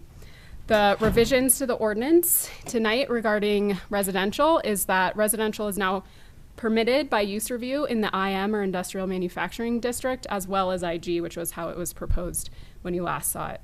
We've also now developed 3 options for properties to meet the location standard, and I'll explain those more on later slides. We have chosen in the revised ordinance to continue to prohibit residential in the IS, industrial service zoning district. There is an option for live-work units though. Related to office, we've removed the previously proposed limit on ground floor office as directed by council. And then we've allowed offices by right up to 50,000 square feet for an individual use with the use review option for larger offices. And then we've also reintroduced the administrative office use type that had previously been proposed for removal. Finally, for manufacturing, as I mentioned, there were some concerns with that new definition, and so we've returned back to the current definition with some minor tweaks and updating the name. I just wanted to go back to a couple of these slides that just are the kind of framing of the industrial districts and the policy background before I dive into the specific changes in a little more detail. So as you know, there are 3 main areas in Boulder that have industrial zoning, and so that's really the focus of these changes tonight and for the ordinance overall. So we're really focused on Gun Barrel, East Boulder, and North Boulder, which is where we have our industrial zoning. Our land use code has 4 different types of industrial districts. We have, and I've mentioned most of them already, the IS, industrial service, IG, industrial general, IM, industrial manufacturing, and IMS, which is our industrial mixed service. I mentioned that one of the main goals of this project is better aligning the use table with the Boulder Valley Comprehensive Plan. For the light industrial areas, this really pulls from policy 2.21 from the comprehensive plan, and those 3 guiding principles, those top 3 guiding principles in the green box here. So those are preserving established businesses and the opportunity for industrial businesses, but also encouraging housing infill in appropriate places and offering a mix of uses. So that's really been the focus of all of these changes, is trying to align the use table with those guiding principles in particular. So I will get into the proposed revisions in a bit more detail, starting with residential, which is probably the most complex of the 3 kind of main topics. Going back to those guiding principles, just some of the detail that is in that policy 2.21 related to residential. It says that housing should occur in a logical pattern in proximity to existing and planned amenities. It does specify areas zoned industrial general, but minimizing the potential mutual impacts of residential and industrial that are in proximity. It also says that housing infill should be encouraged in appropriate places, such as near transit, along open space, greenways, near other residential uses or retail services. So the changes tonight to the revised ordinance tonight, like I mentioned, continues to prohibit in the IS district, the industrial service. There is the option, like I mentioned, that to do a live work unit, which is a type of residential, but other types of residential would not be allowed. So I wanted to explain that a little bit more in detail because back in December when I was here, there were some questions raised by council about how much land area is actually in that IS zoning district. And we did, I wanted to explain why we maintained that recommendation. So we looked into the land area, and out of about 2,300 acres of land, only 8% of that is actually in the IS zoning district. So it's a very limited land area that's in that district. And looking back through all of the public engagement that's been done for this project and related to industrial uses over several years, the results consistently indicate that there's a strong interest in retaining service industrial uses. So this is where we really think, our staff really thought that it was necessary to hold the line for the industrial zoning district and ensure that that's really focused on those community services, industrial services that people want to retain. As I mentioned, live work units would still be possible. The other main part of the residential changes is that previously we had recommended only allowing other residential uses in the IG district. So as I mentioned, it's back, the revised ordinance allows a use review option for IG and IM zoning districts rather than just IG. And then we've worked on 3 options for the location standard that they have to meet. So that is the baseline that, so all properties are eligible for use review, but they have to meet a location standard. So it ends up that only a certain proportion of those properties are actually eligible based on their location. But what we've done is tweak the options for the location eligibility in order to identify what locations are appropriate. And so there's 3 options. The first is the same option we presented in December, that using the land use guidance from adopted subcommunity plans. These are long-standing projects that include a lot of public engagement over time to identify where residential is appropriate. The second is proximity to transit. So the way it's drafted in the ordinance is within a 1/4 mile of the Boulder Junction transit station lot lines. And then the third one is actually bringing back the 1/6 contiguity requirement, which is the currently the only standard for locations. So that's 1/6 contiguity from residential use or zoning districts, parks, or open space. And I have a couple more slides that kind of show graphics related to that, so I'll get into that a bit more later. The bottom 2 bullets are actually the same as what we brought forward in December, so still some tweaks to the standards for residential in those industrial districts, removing the minimum lot size, some of the unique form standards, and also continuing to require an environmental assessment, noise mitigation, things like that. Those have remained in the revised ordinance. All right, so to dig in a little deeper to the 1/6 contiguity, I wanted to create a graphic or show visually how that 1/6 contiguity works, because it is a fun little math problem. Because it is actually based on, the calculation is the perimeter of the lot, and 1/6 of the perimeter has to be contiguous to a residential use or zoning, parks, or open space. And so what that does, it's actually based on the state annexation law that's been in place for decades. So what it does is it ensures a more gradual change over time. So you can see the image on the left, if light blue is industrial and yellow is residential, how that impacts the eligibility of the parcels around it. With 1/6 contiguity in that middle graphic, only the middle, that smaller parcel in the middle becomes eligible based on that geometry. If you were to use something like direct contiguity, it would be a much more wholesale change. As certain parcels develop into residential, it creates much more eligibility at just a faster scale. So that's why staff is continuing to recommend using the 1/6 contiguity. One of the reasons we wanted to bring that back as an option is based on the feedback that we got at the last, or in December, just ensuring that the properties that are eligible for residential today under our current code don't lose that eligibility based on these changes. These changes are intended to be additive and add more parcels into the eligibility mix. So by keeping that 1/6 contiguity, that allows all of the parcels that are currently eligible to remain eligible in the future. And we think we did contemplate whether the direct contiguity might be another option, but I think that you know, the tried and true method with the annexation law and the backing behind that really ensures that it's more gradual over time, as you can see in the graphic. And then another reason for the contiguity is that, as I mentioned, we have 3 different options. So one of the main options is the location within an existing subcommunity plan and whether that gives guidance about where the residential is appropriate. There's only a few areas that are not covered by subcommunity plans. I created this graphic this is kind of the East Boulder area. But the shaded black areas, you can see that those are the boundaries for the East Boulder subcommunity plan and the Transit Village area plan. So it's kind of more the southwestern portion that isn't covered. And so by having that contiguity requirement, that gives another lever or another option for meeting that location standard if you're not within a sub-community plan.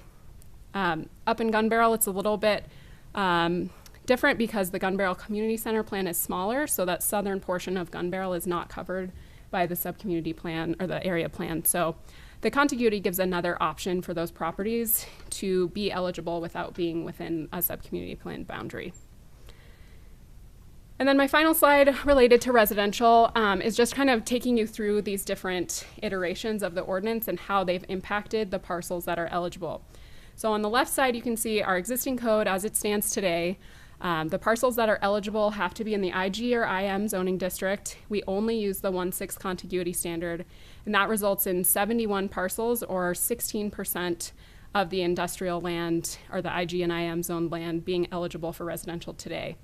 The ordinance that you saw on December 15th, which we focused just on the IG zoning district and using the subcommunity plan guidance, that made 139 parcels, or about 30% of the industrial parcels, eligible for residential development. With the changes that are the revisions that are proposed for tonight's ordinance, it's back to IG and IM with the subcommunity plan guidance, the 1/6 contiguity, and the proximity to transit as an option. And that brings it up to 267 parcels, or nearly 60% of IG and IM zone parcels being eligible for residential development. These can change over time as some community plans, the TVAT plan will come back and potentially be amended, which properties are appropriate for residential. The 1/6 contiguity, as I showed in that graphic, changes over time. So as properties are developed residentially, the ones that meet that contiguity are also eligible. So it will grow over time. But as it stands right now, it's at 60%. So with all of these changes and considering the comprehensive plan guidance to balance both preserving those existing industrial uses with allowing housing infill, but really in appropriate places, it's a pretty significant shift from 16% of parcels being eligible to nearly 60%. So we think, staff thinks that this recommendation with the 3 location options strikes an appropriate balance between those policies. I only have one slide on office, so it's a little simpler than the residential. Just going back to the intent of the changes related to office, this is really a code simplification trying to combine the professional and technical office use types that we have, but also establishing a new strategy to prevent the proliferation of offices in the industrial districts. There will be a limit, or in the proposed ordinance, this isn't a change from December, but in IS and IMS, there would be a limit to 5,000 square feet in size.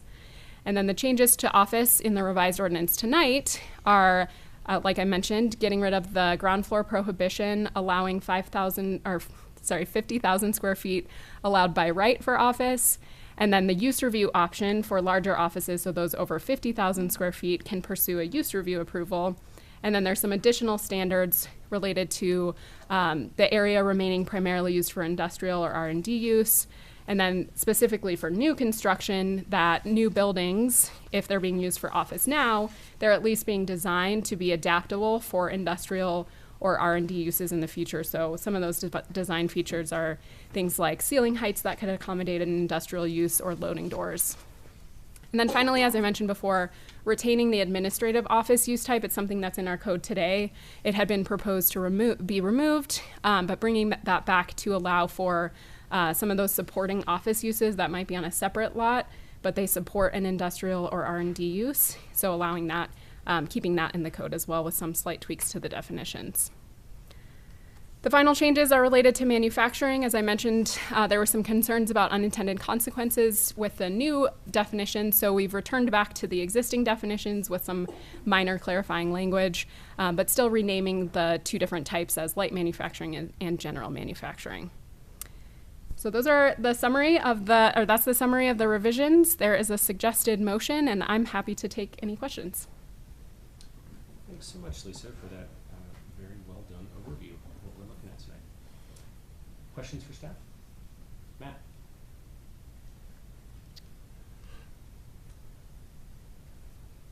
Matt? Uh-oh. Matt, can you hear us?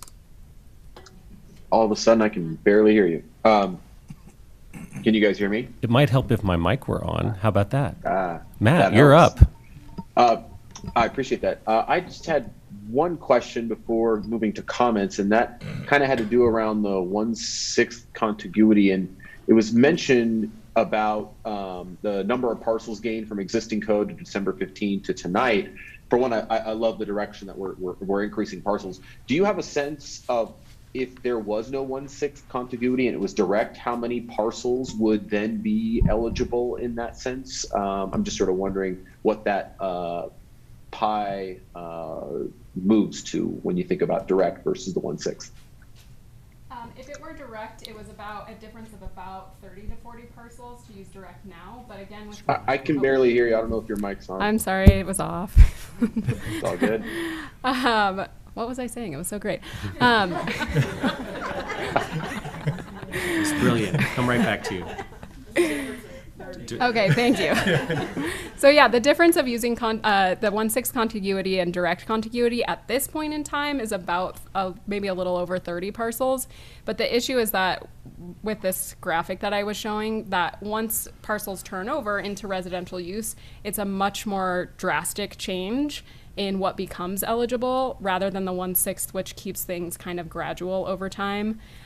So while it's not vastly significant at this point in time, it would more quickly change the percentage from 60 to something much larger if we use direct contiguity.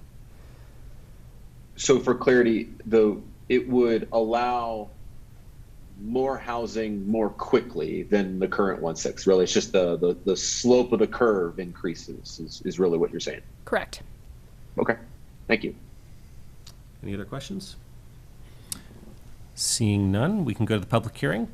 We've got 5 people signed up to speak, so each of you will have 3 minutes. We have 2 in-person and 3 virtual, so our 2 in-person speakers are Jason Markell and Jonathan Singer. Jason, you're up.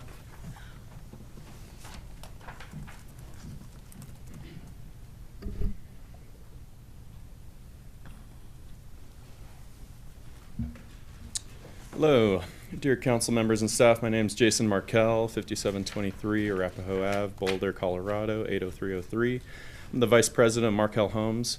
Markell Homes has been an integral part of the Boulder real estate community for 50 years, and we promote the creation of inclusive, multi-generational communities by building a variety of product types. And we at Markell Homes have a strong vision and commitment to help tackle the dynamic Boulder County housing crisis. We believe that the current amendments proposed for the light industrial zoning have the potential to help transform Boulder's housing crisis with a few small changes. I'd like to thank staff and council on the communication and outreach with all the stakeholders who have expressed a deep interest in this ordinance. And thank you, Lisa, for all your hard work on this.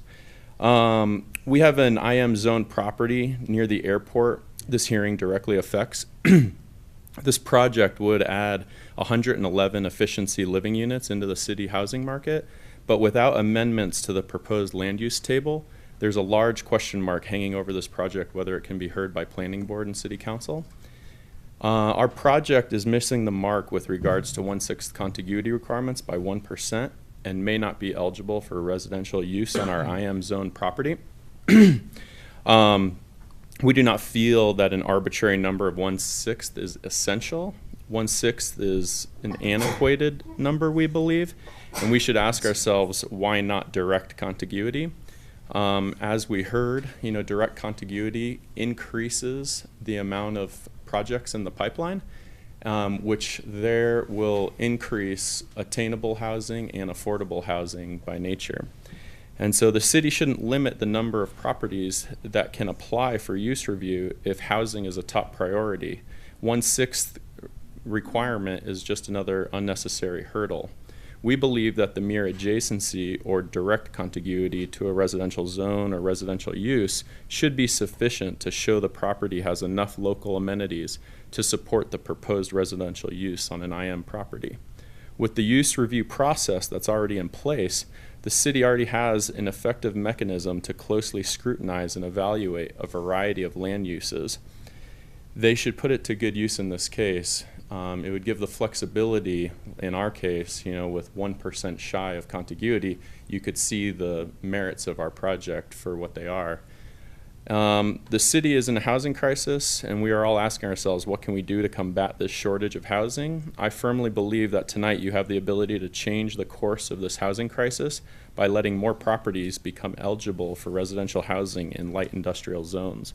With these small tweaks to the proposed use table, we would see an uptick in projects coming through the pipeline, which will translate to more attainable and more affordable housing for people in need.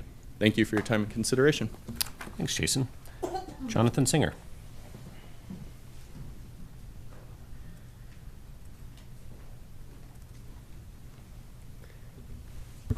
Good evening, members, mayor, and members of council. I'm Jonathan Singer. I'm the Senior Policy Program Director for the Boulder Chamber. And without echoing the sentiments too much of your previous speaker, I'm going to echo the sentiments of your previous speaker. So I want to thank, first of all, staff for their tireless work over the holidays and probably some other holidays that I might have missed as well. And also thank council. When I came here originally, I said, let's measure twice, cut once. I think at this point, maybe third time's a charm. We're almost there, folks. We are almost there.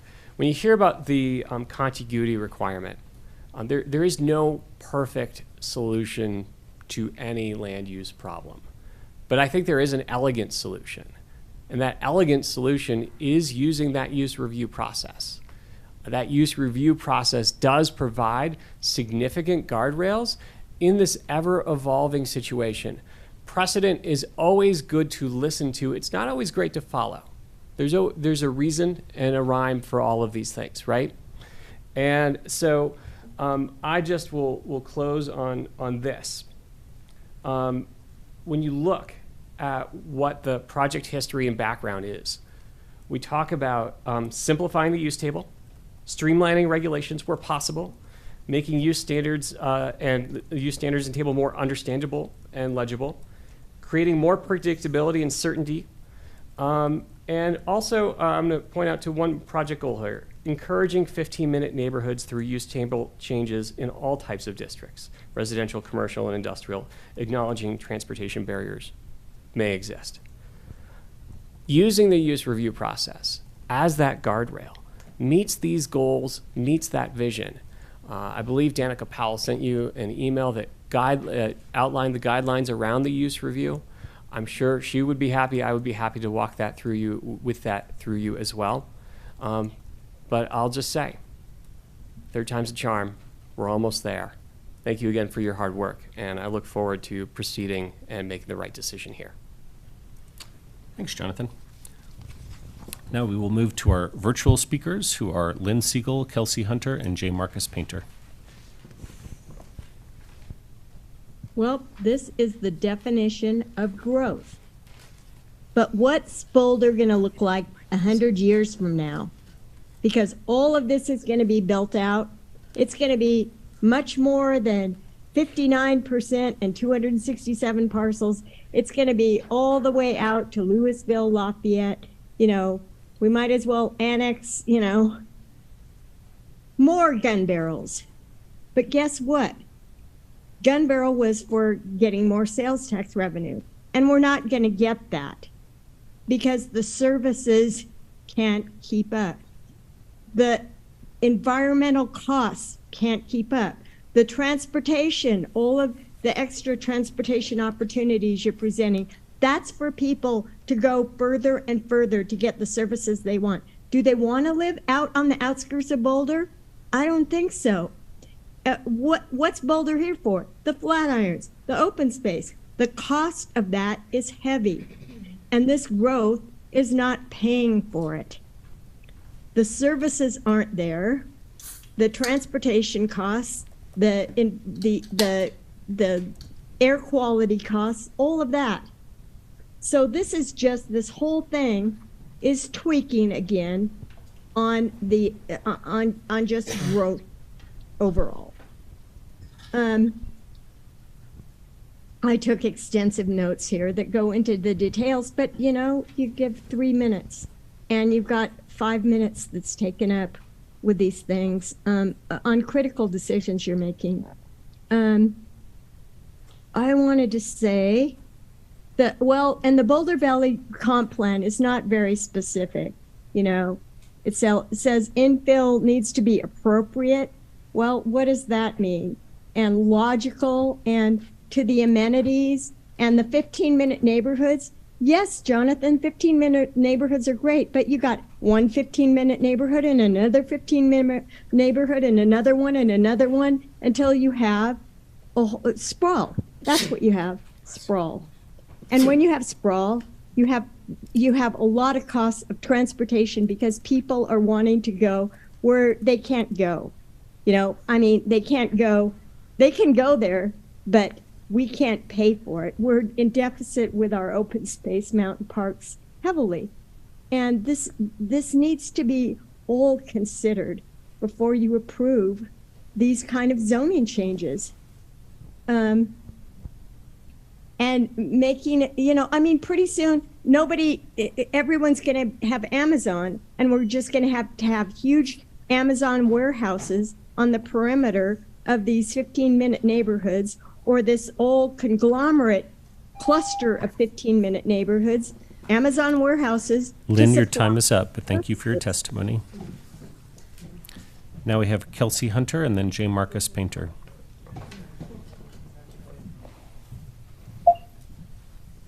Good evening, everyone. Can you hear me? Yes. Awesome. So good evening to City Council and staff and the audience here tonight. My name is Kelsey Hunter. I'm director on the development team at Biomed Realty here in Boulder.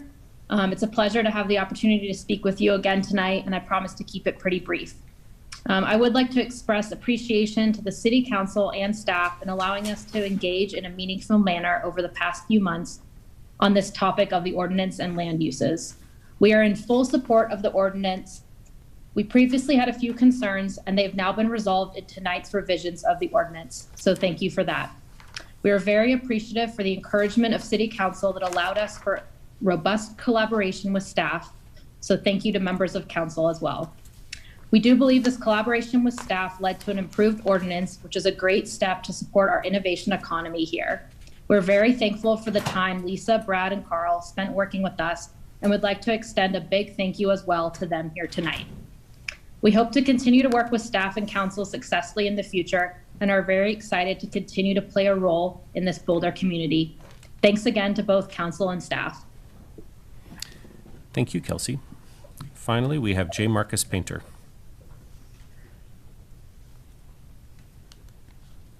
Good evening. Mark Painter from Holland and Hart on behalf of Biomed Realty and some other industrial property owners. I know I'm usually here to point out problems, but not tonight. I want to echo the comments of all the earlier speakers, thanking Brad and Charles, Lisa and Carl for all their hard work on this, and also thanking City Council for allowing us the chance to work through some of the practical issues here and find some solutions. But I'm not going to belabor all that. You've heard a lot of things already.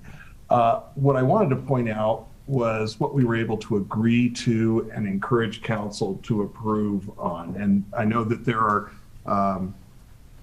issues with the contiguity and housing. Kelsey and I have been focused with staff largely on the office issues. And that's what I was going to talk about tonight. At the first reading, council expressed concern about the complexities of the 50,000 square foot limitation on office space per lot.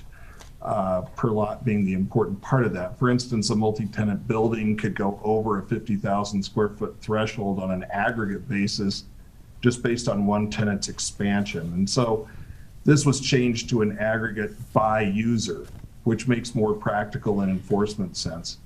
It's more predictable for the city, for tenants and owners. And so we are very appreciative of that change.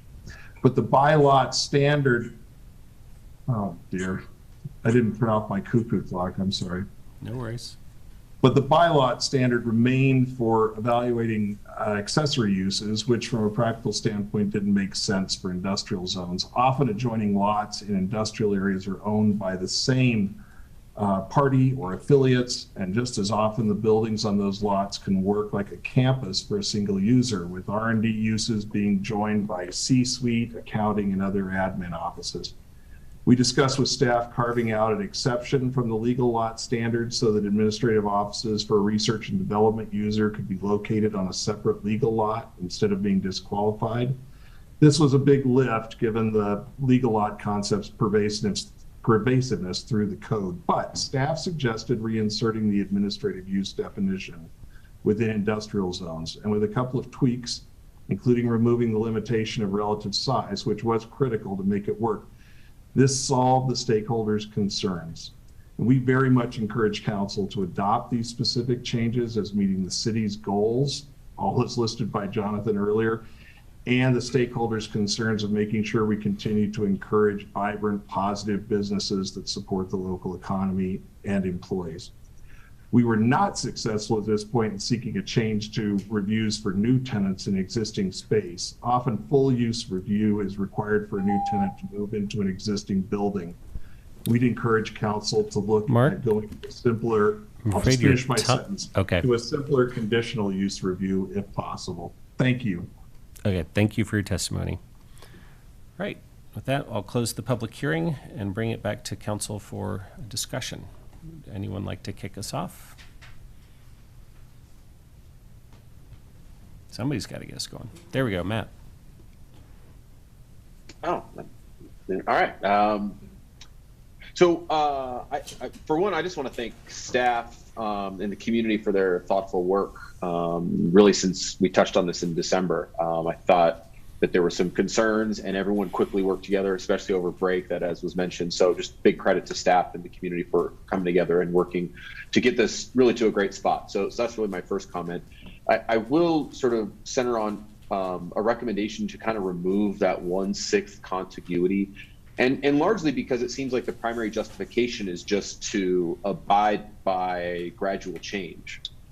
And I mean, real simply put, we're in a housing crisis, and I'm not sure any crisis is adequately addressed by gradual change. In fact, I would argue from a housing perspective, the ship sailed over 20 years ago with regards to gradual change. And so we don't have that card in our deck anymore to play.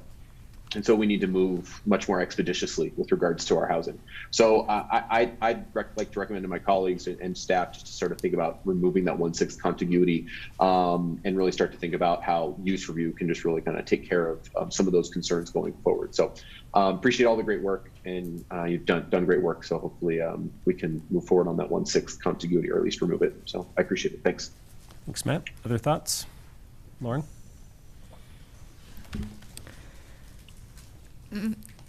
Again, I thank you guys for all your work on this. This is one that I have struggled a lot with, particularly the residential and the industrial areas. I appreciate you for spending a lot of time with me, answering all of my many questions.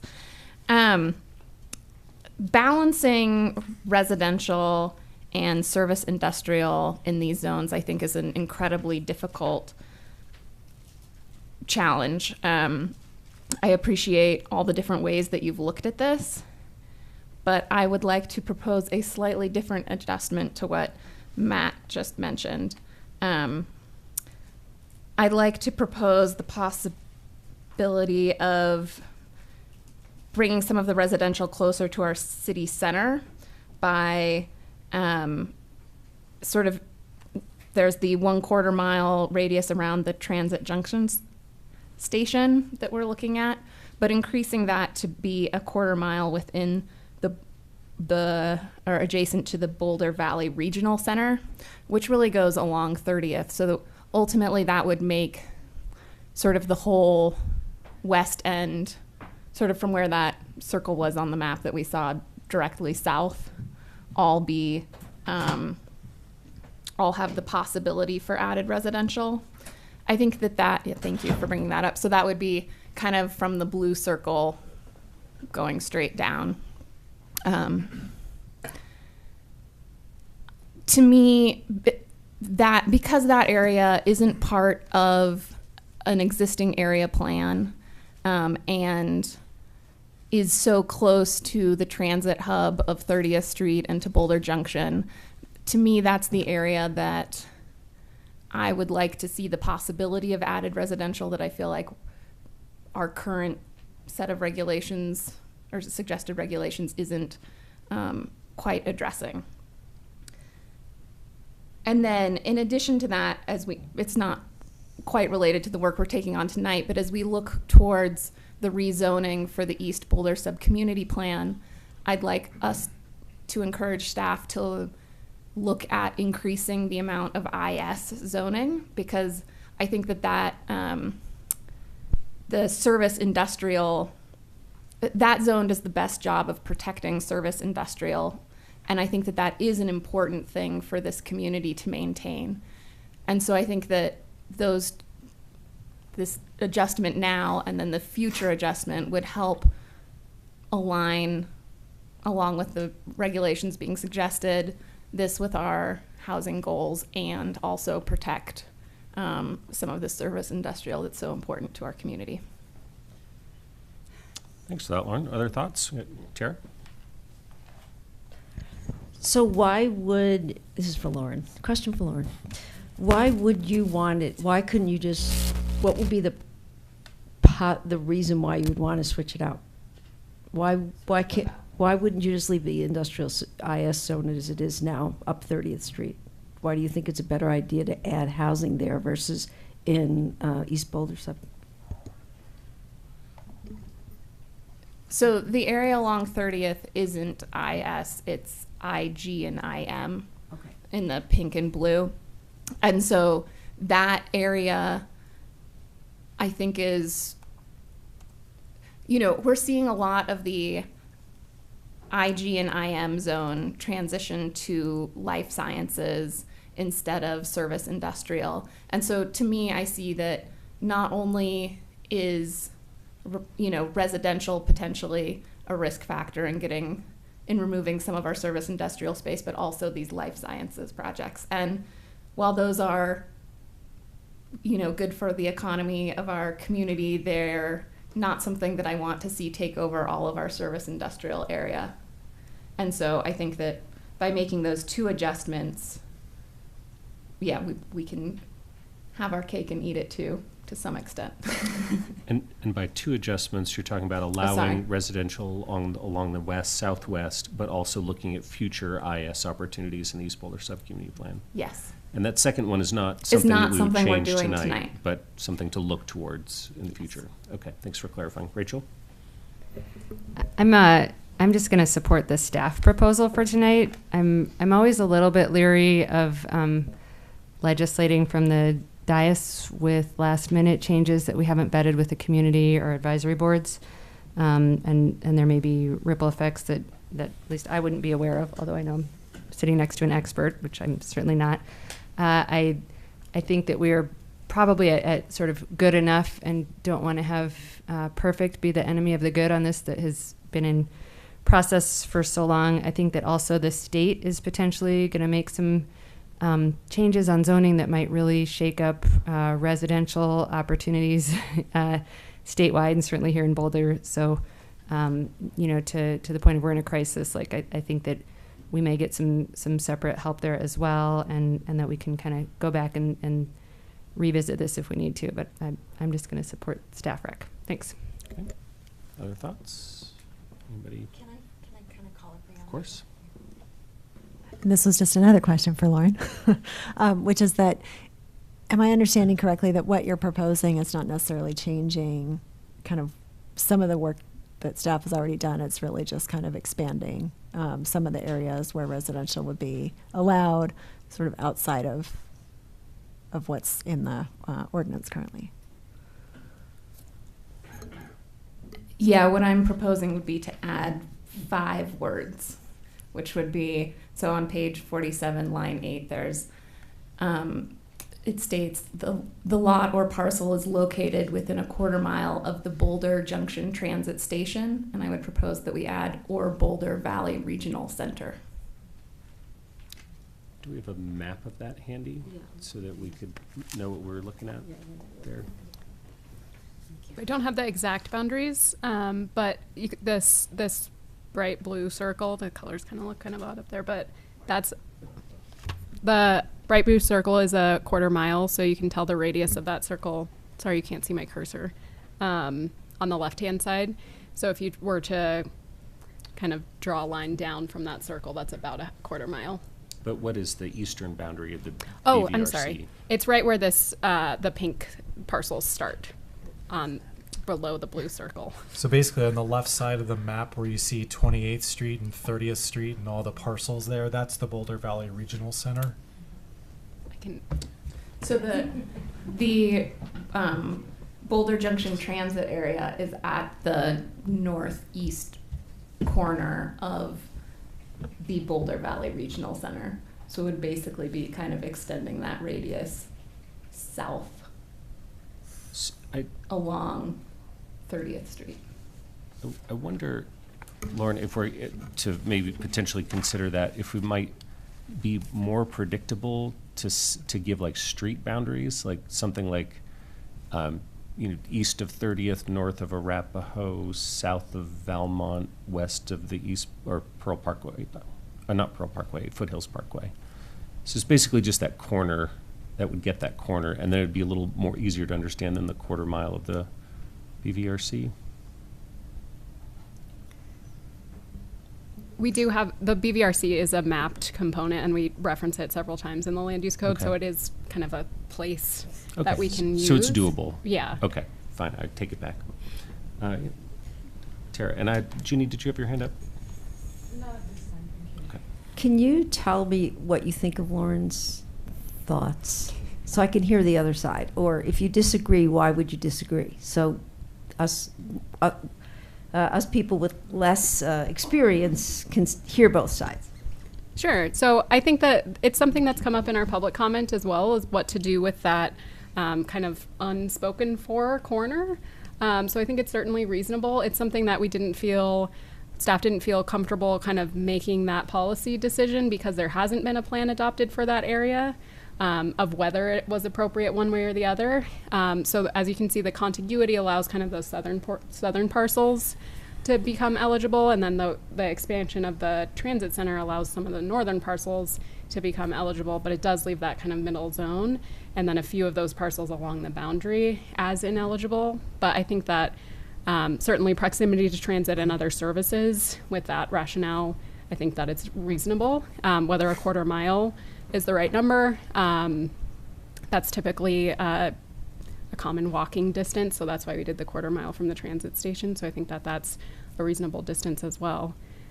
So it's a reasonable suggestion. It's the conclusion, I guess. That was very delicately done. That was nice. Well, I guess I'll call on myself. It's a bit of a tough one because we want to encourage more housing in the city, but we also want to maintain some industrial land as well as an important use type in our city. So I'm torn between some conflicting priorities here. I kind of like Lauren's idea here. In what's attracting me to it is that more central part of town, right? That we would be looking for additional residential opportunities where it is more centrally located and where you do have a lot of services already within an easy walk of that quarter mile.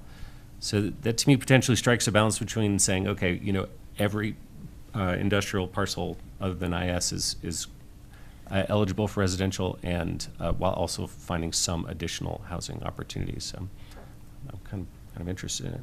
Other thoughts? Yes, Nicole? I'm just going to say ditto to everything you said, Aaron.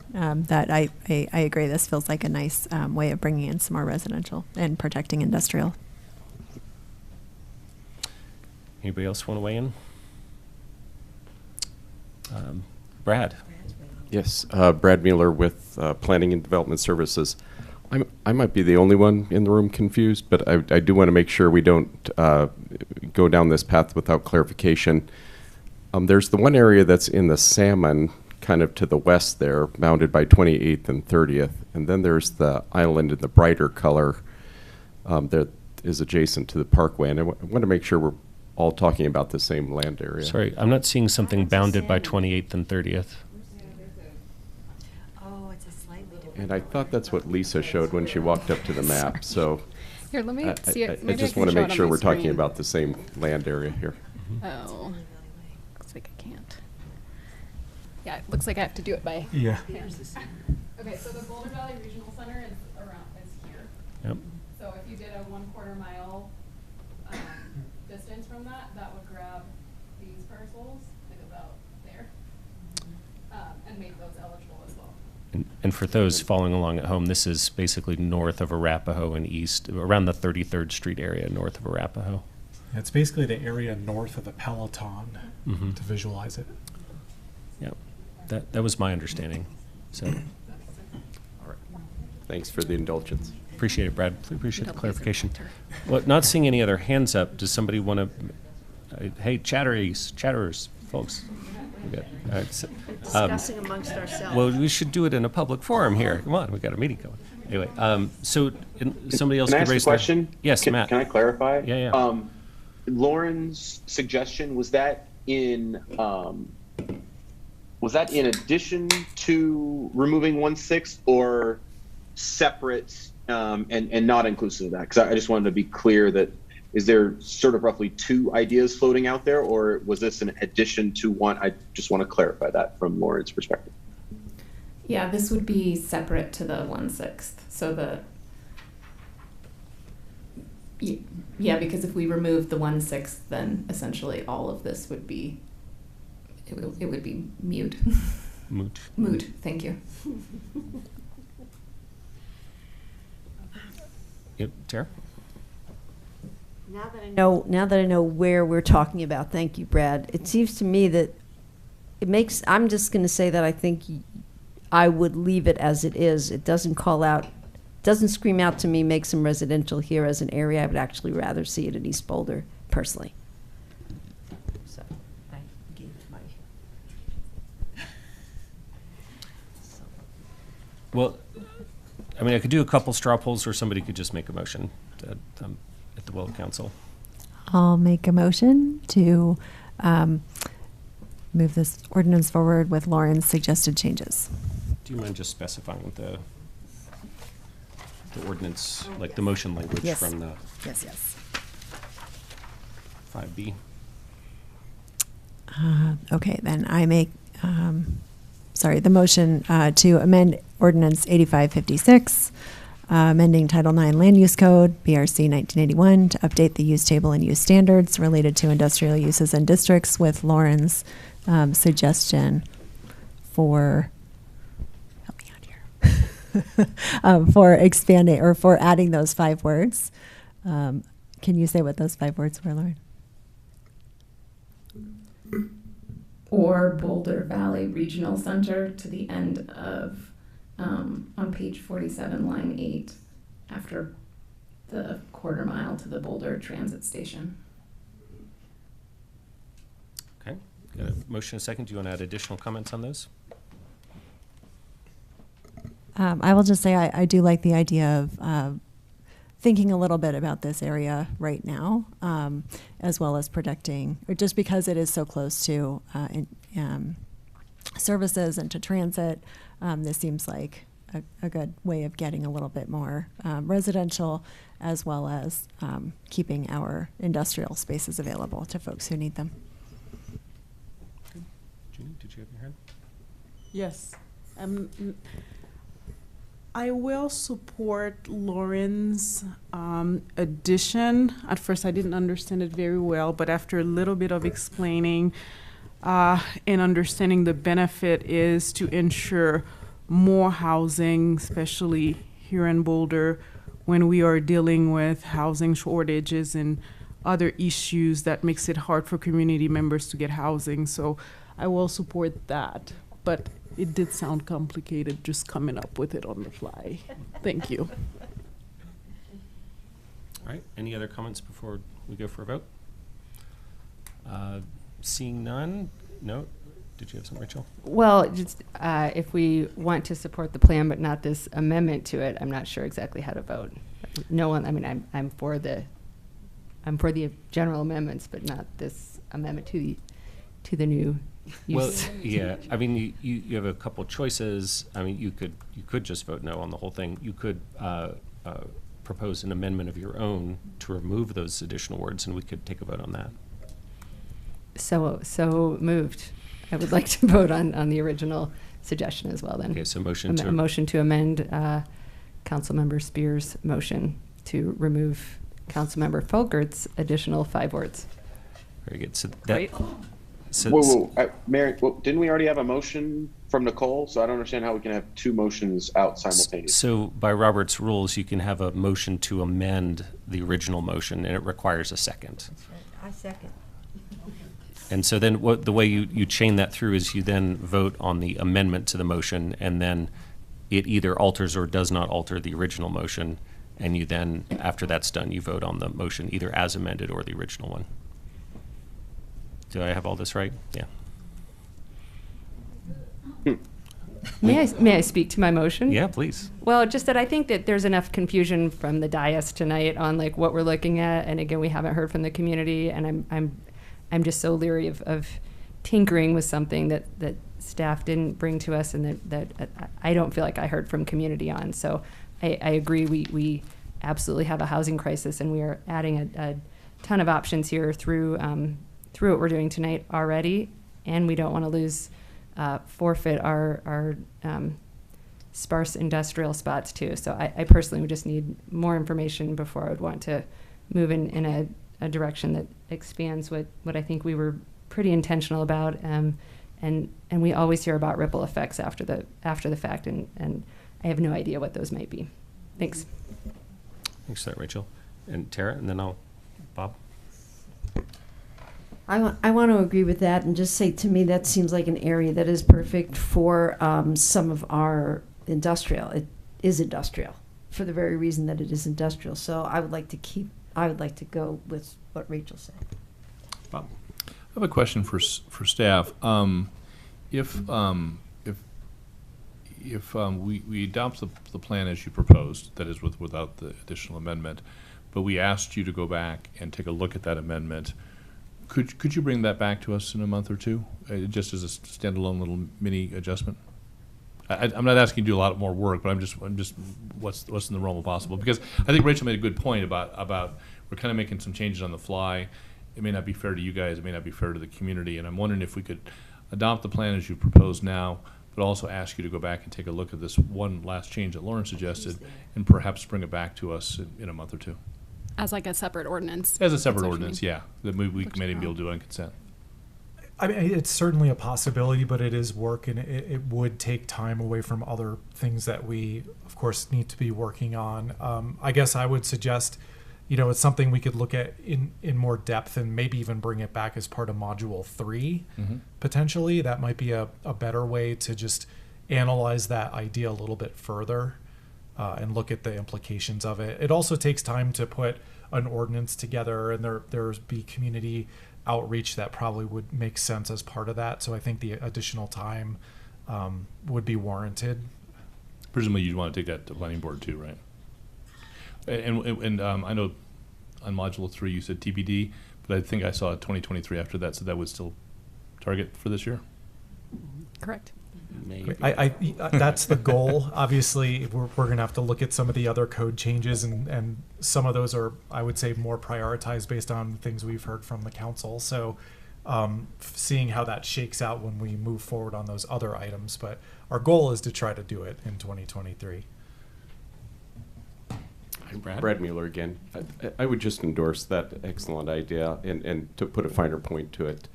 occupancy and ADUs are kind of right behind, and even just the mechanics of getting to the board and all those things do unfortunately take time, even for the smallest thing. Thanks, folks. Jeannie?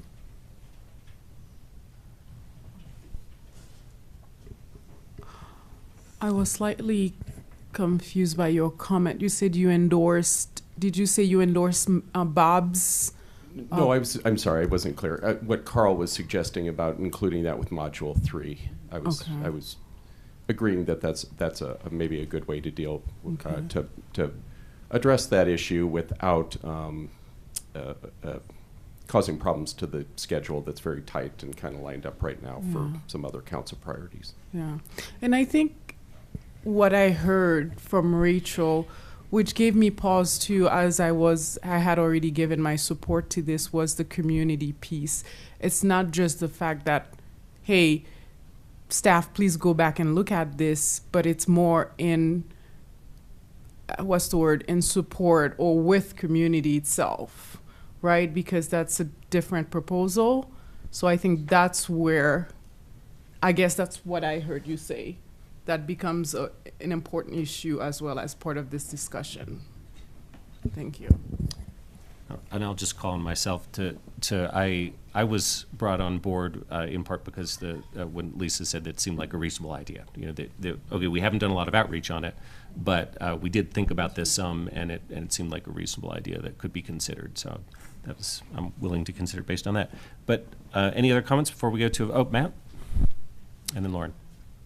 Just trying to clarify where we're at here. So is there a Rachel's motion? Was there a second? Because I like where Bob's going. So I'm just trying to understand where are we at, so I know what to be thinking about. Yes. So where we're at is there's a motion on the table to amend Nicole's motion to remove the 5 additional words that Lauren had proposed, and that did get seconded. So our next step would be to vote on that. Now, if that motion is successful, then Lauren's proposal goes away right now, but we could then afterwards say, but could you bring it back at some future point? I like where you're going. Lauren. So with the quarter-mile radius around the Boulder Junction Transit Station, how much community outreach was done on that? So that was something that was added in the latest revision to the ordinance. The comprehensive plan, though, does specifically say that industrial uses should be in proximity to transit, so we felt like there was that comp plan guidance. Yeah, sorry. Residential should be within proximity to transit. So we felt that there was the comp plan guidance, which the comp plan has many years of public engagement on, that supported that more directly. And do we have, like, how much transit do we have on 30th Street? Yeah, I mean, so it was specific to the Boulder Junction Transit Station. Okay. That's how that was written. Okay, thank you. All right, let's see if we can wrap up here, but yes, Tara. Is there any way to turn on your mic. Is there any way to do what Carl said? I don't want to throw out Lauren's idea. I think we need a little more information. I just didn't. So if we brought Lauren's back to Module 3, is this on the table, or can I put it on the table, or it's already on the table? I think if Rachel's motion is successful, then we'll go back to the original staff proposal, and at that point, people could say, hey, let's do it in Module 3, which would probably get support if it goes that way, I would guess. Yes, Nicole. I would really like this to be done tonight, whether we move forward with this or not. Staff, you put in so much time. I mean, 2018, it's 5 years, right? That is, and I know it hasn't all been continuous, but we have so many other planning-related things on our work plan that all need to get done, in theory, before November, December. And I really do not like the idea of putting something back in at a later stage that is going to take time that we've already spent a lot of time on away from some of these other work plan priorities. So whatever the decision is, fine, but I really would not like to come back to this. Thanks for clarifying. And I do think it's like just simple little change. We made some other simple little changes to wording and stuff in the previous ordinance. And so for me, this feels okay. Great.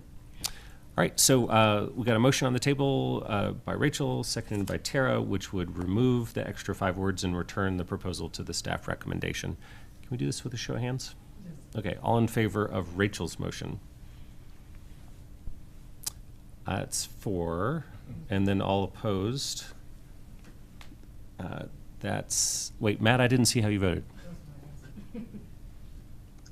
I voted along with, looked like from here, Rachel, Bob, in that first group. Okay, So I think gotcha. that makes it 5. That's 5-3. Okay, so the motion is successful, which means that the original motion goes back to the staff recommendation. So that's the motion on the table now. And so, Lauren, it was a valiant try with a clever idea. So now we have the original motion, if we could just vote on that without further ado, which is to adopt the staff recommendation. And this would be a roll call, I believe. Yes, sir. And for my own clarity, this is amending the ordinance and holding it over for a 3rd reading? Yes. Okay, just wanted to make sure. Yes, sir. Roll call, please. Okay, please. We'll start this roll call with you, Mayor Brockett. Aye. Councilmember Folkerts. Yes. Friend. Yes. Joseph. Yes. Spear. Yes. Weiner. Yes. Yates. Yes. And Benjamin. Yes.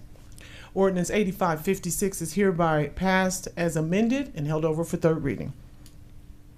Great. Well, thanks everybody. And that there was a little minor drama. Maybe I should have straw polled it, but it was fun to do some Robert's rules there. That was we don't usually go through all that.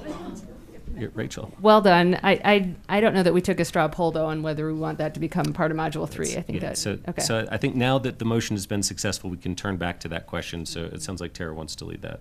Yeah, I would like to. What? I would like to put Lauren's proposal into Module 3. Same.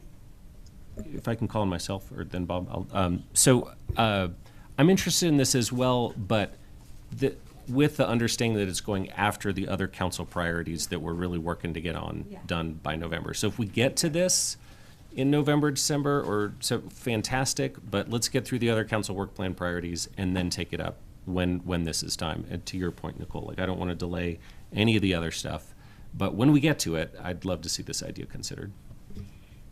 Understood. Yeah. So can we do a straw poll on who would like to direct staff to that effect? So you got 6. Lauren, you're just willing to let your idea die? Yeah. Oh, okay. That was ironic. It was a simple thing to add in. I don't want it to be a whole work plan. Okay. So we let it Okay. die or we do it?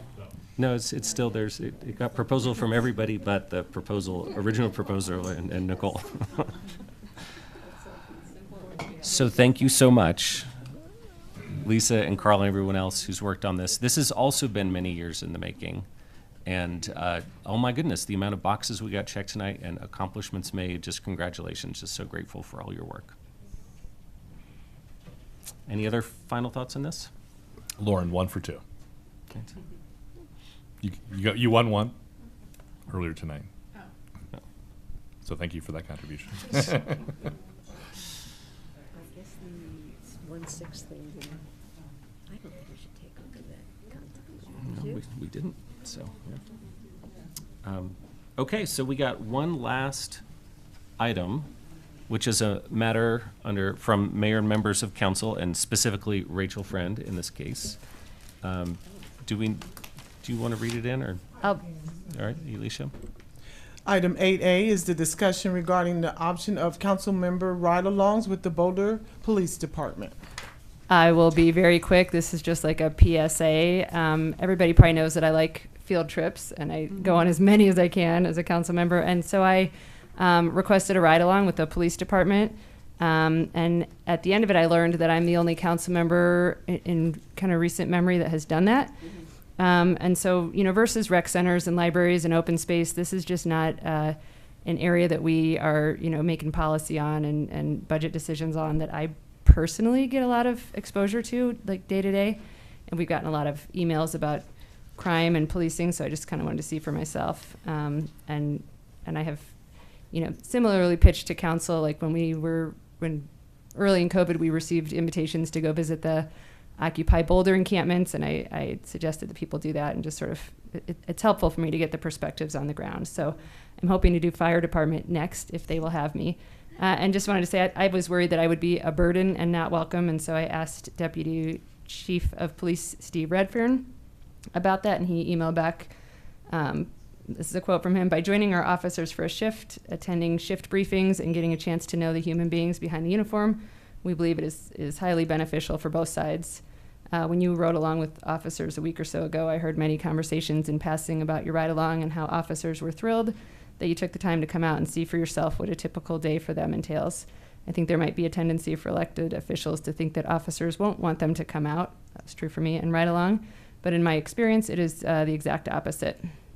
So I will say that the ride along I did sort of debunk some stereotypes from me in one direction, and I'm hoping maybe from the other direction back at me. So just sharing out the opportunity. Thanks. Bob? Well, thanks for that, Rachel. I've done both police and fire ride-alongs, and actually another thing so I'm supporting what you're suggesting, and the other thing I'd add on to that is I'm doing police walk-alongs too, because a lot of our police officers actually do a lot of their work on foot, and going along with them on foot sometimes is even more direct interaction with what their daily lives look like than the ride in the back of the car. So I will also tell you that when I did a ride along with the police department, I got stuck in the back of the car. They went off and chased some bad dude, and I was locked in the back of the car. I couldn't get out. Well, since we're talking about our experiences, Lauren, Mayor Brackett, and we walked the hill with officers a few months back. Mm-hmm. Yes. And it was a really great experience just learning about the work that the officers were doing in the community, and especially in the Hill area as well, with the noise issues that is happening there. So yeah, so it was a good experience. So yeah. Matt? Mm-hmm. Thanks, Aaron. Also, thanks, Rachel, for bringing this up. I'm scheduled to do my ride along on the 13th, so I'm looking forward to that in just about 10 days' time. I'd like to take what Rachel sort of suggested here and try to think of maybe one step further, that that we maybe set up in our council rules or expectations that over a 2-year stretch in one's term that you do some number of ride along, singular or plural, with Boulder Police and Boulder Fire. I mean, these are two departments that we have that I think it's important for us to get some of that on the ground understanding of. And so I think that might be a worthwhile thing for us to put in as an expectation as a member of council, that you will do that once or some number of time in a 2-year chunk of one's tenure or one's term on council. Thanks, Matt. And I'll just note, thanks for this, Rachel. I have done tours of police and fire, but never actually done a ride along. So I really appreciated you bringing this forward and learning from your experience. I scheduled one for February the 17th. So thanks for bringing this forward. I'm looking forward to mine coming up here soon. Enjoy. And I will say, they can't be scripted. Like, whatever calls come in is where you're going. And there was a lot of time, like, walking around. So I don't know. It was educational. So do it if you'd like. Thanks for that. All right. Any final thoughts on the meeting? It's only 8:40.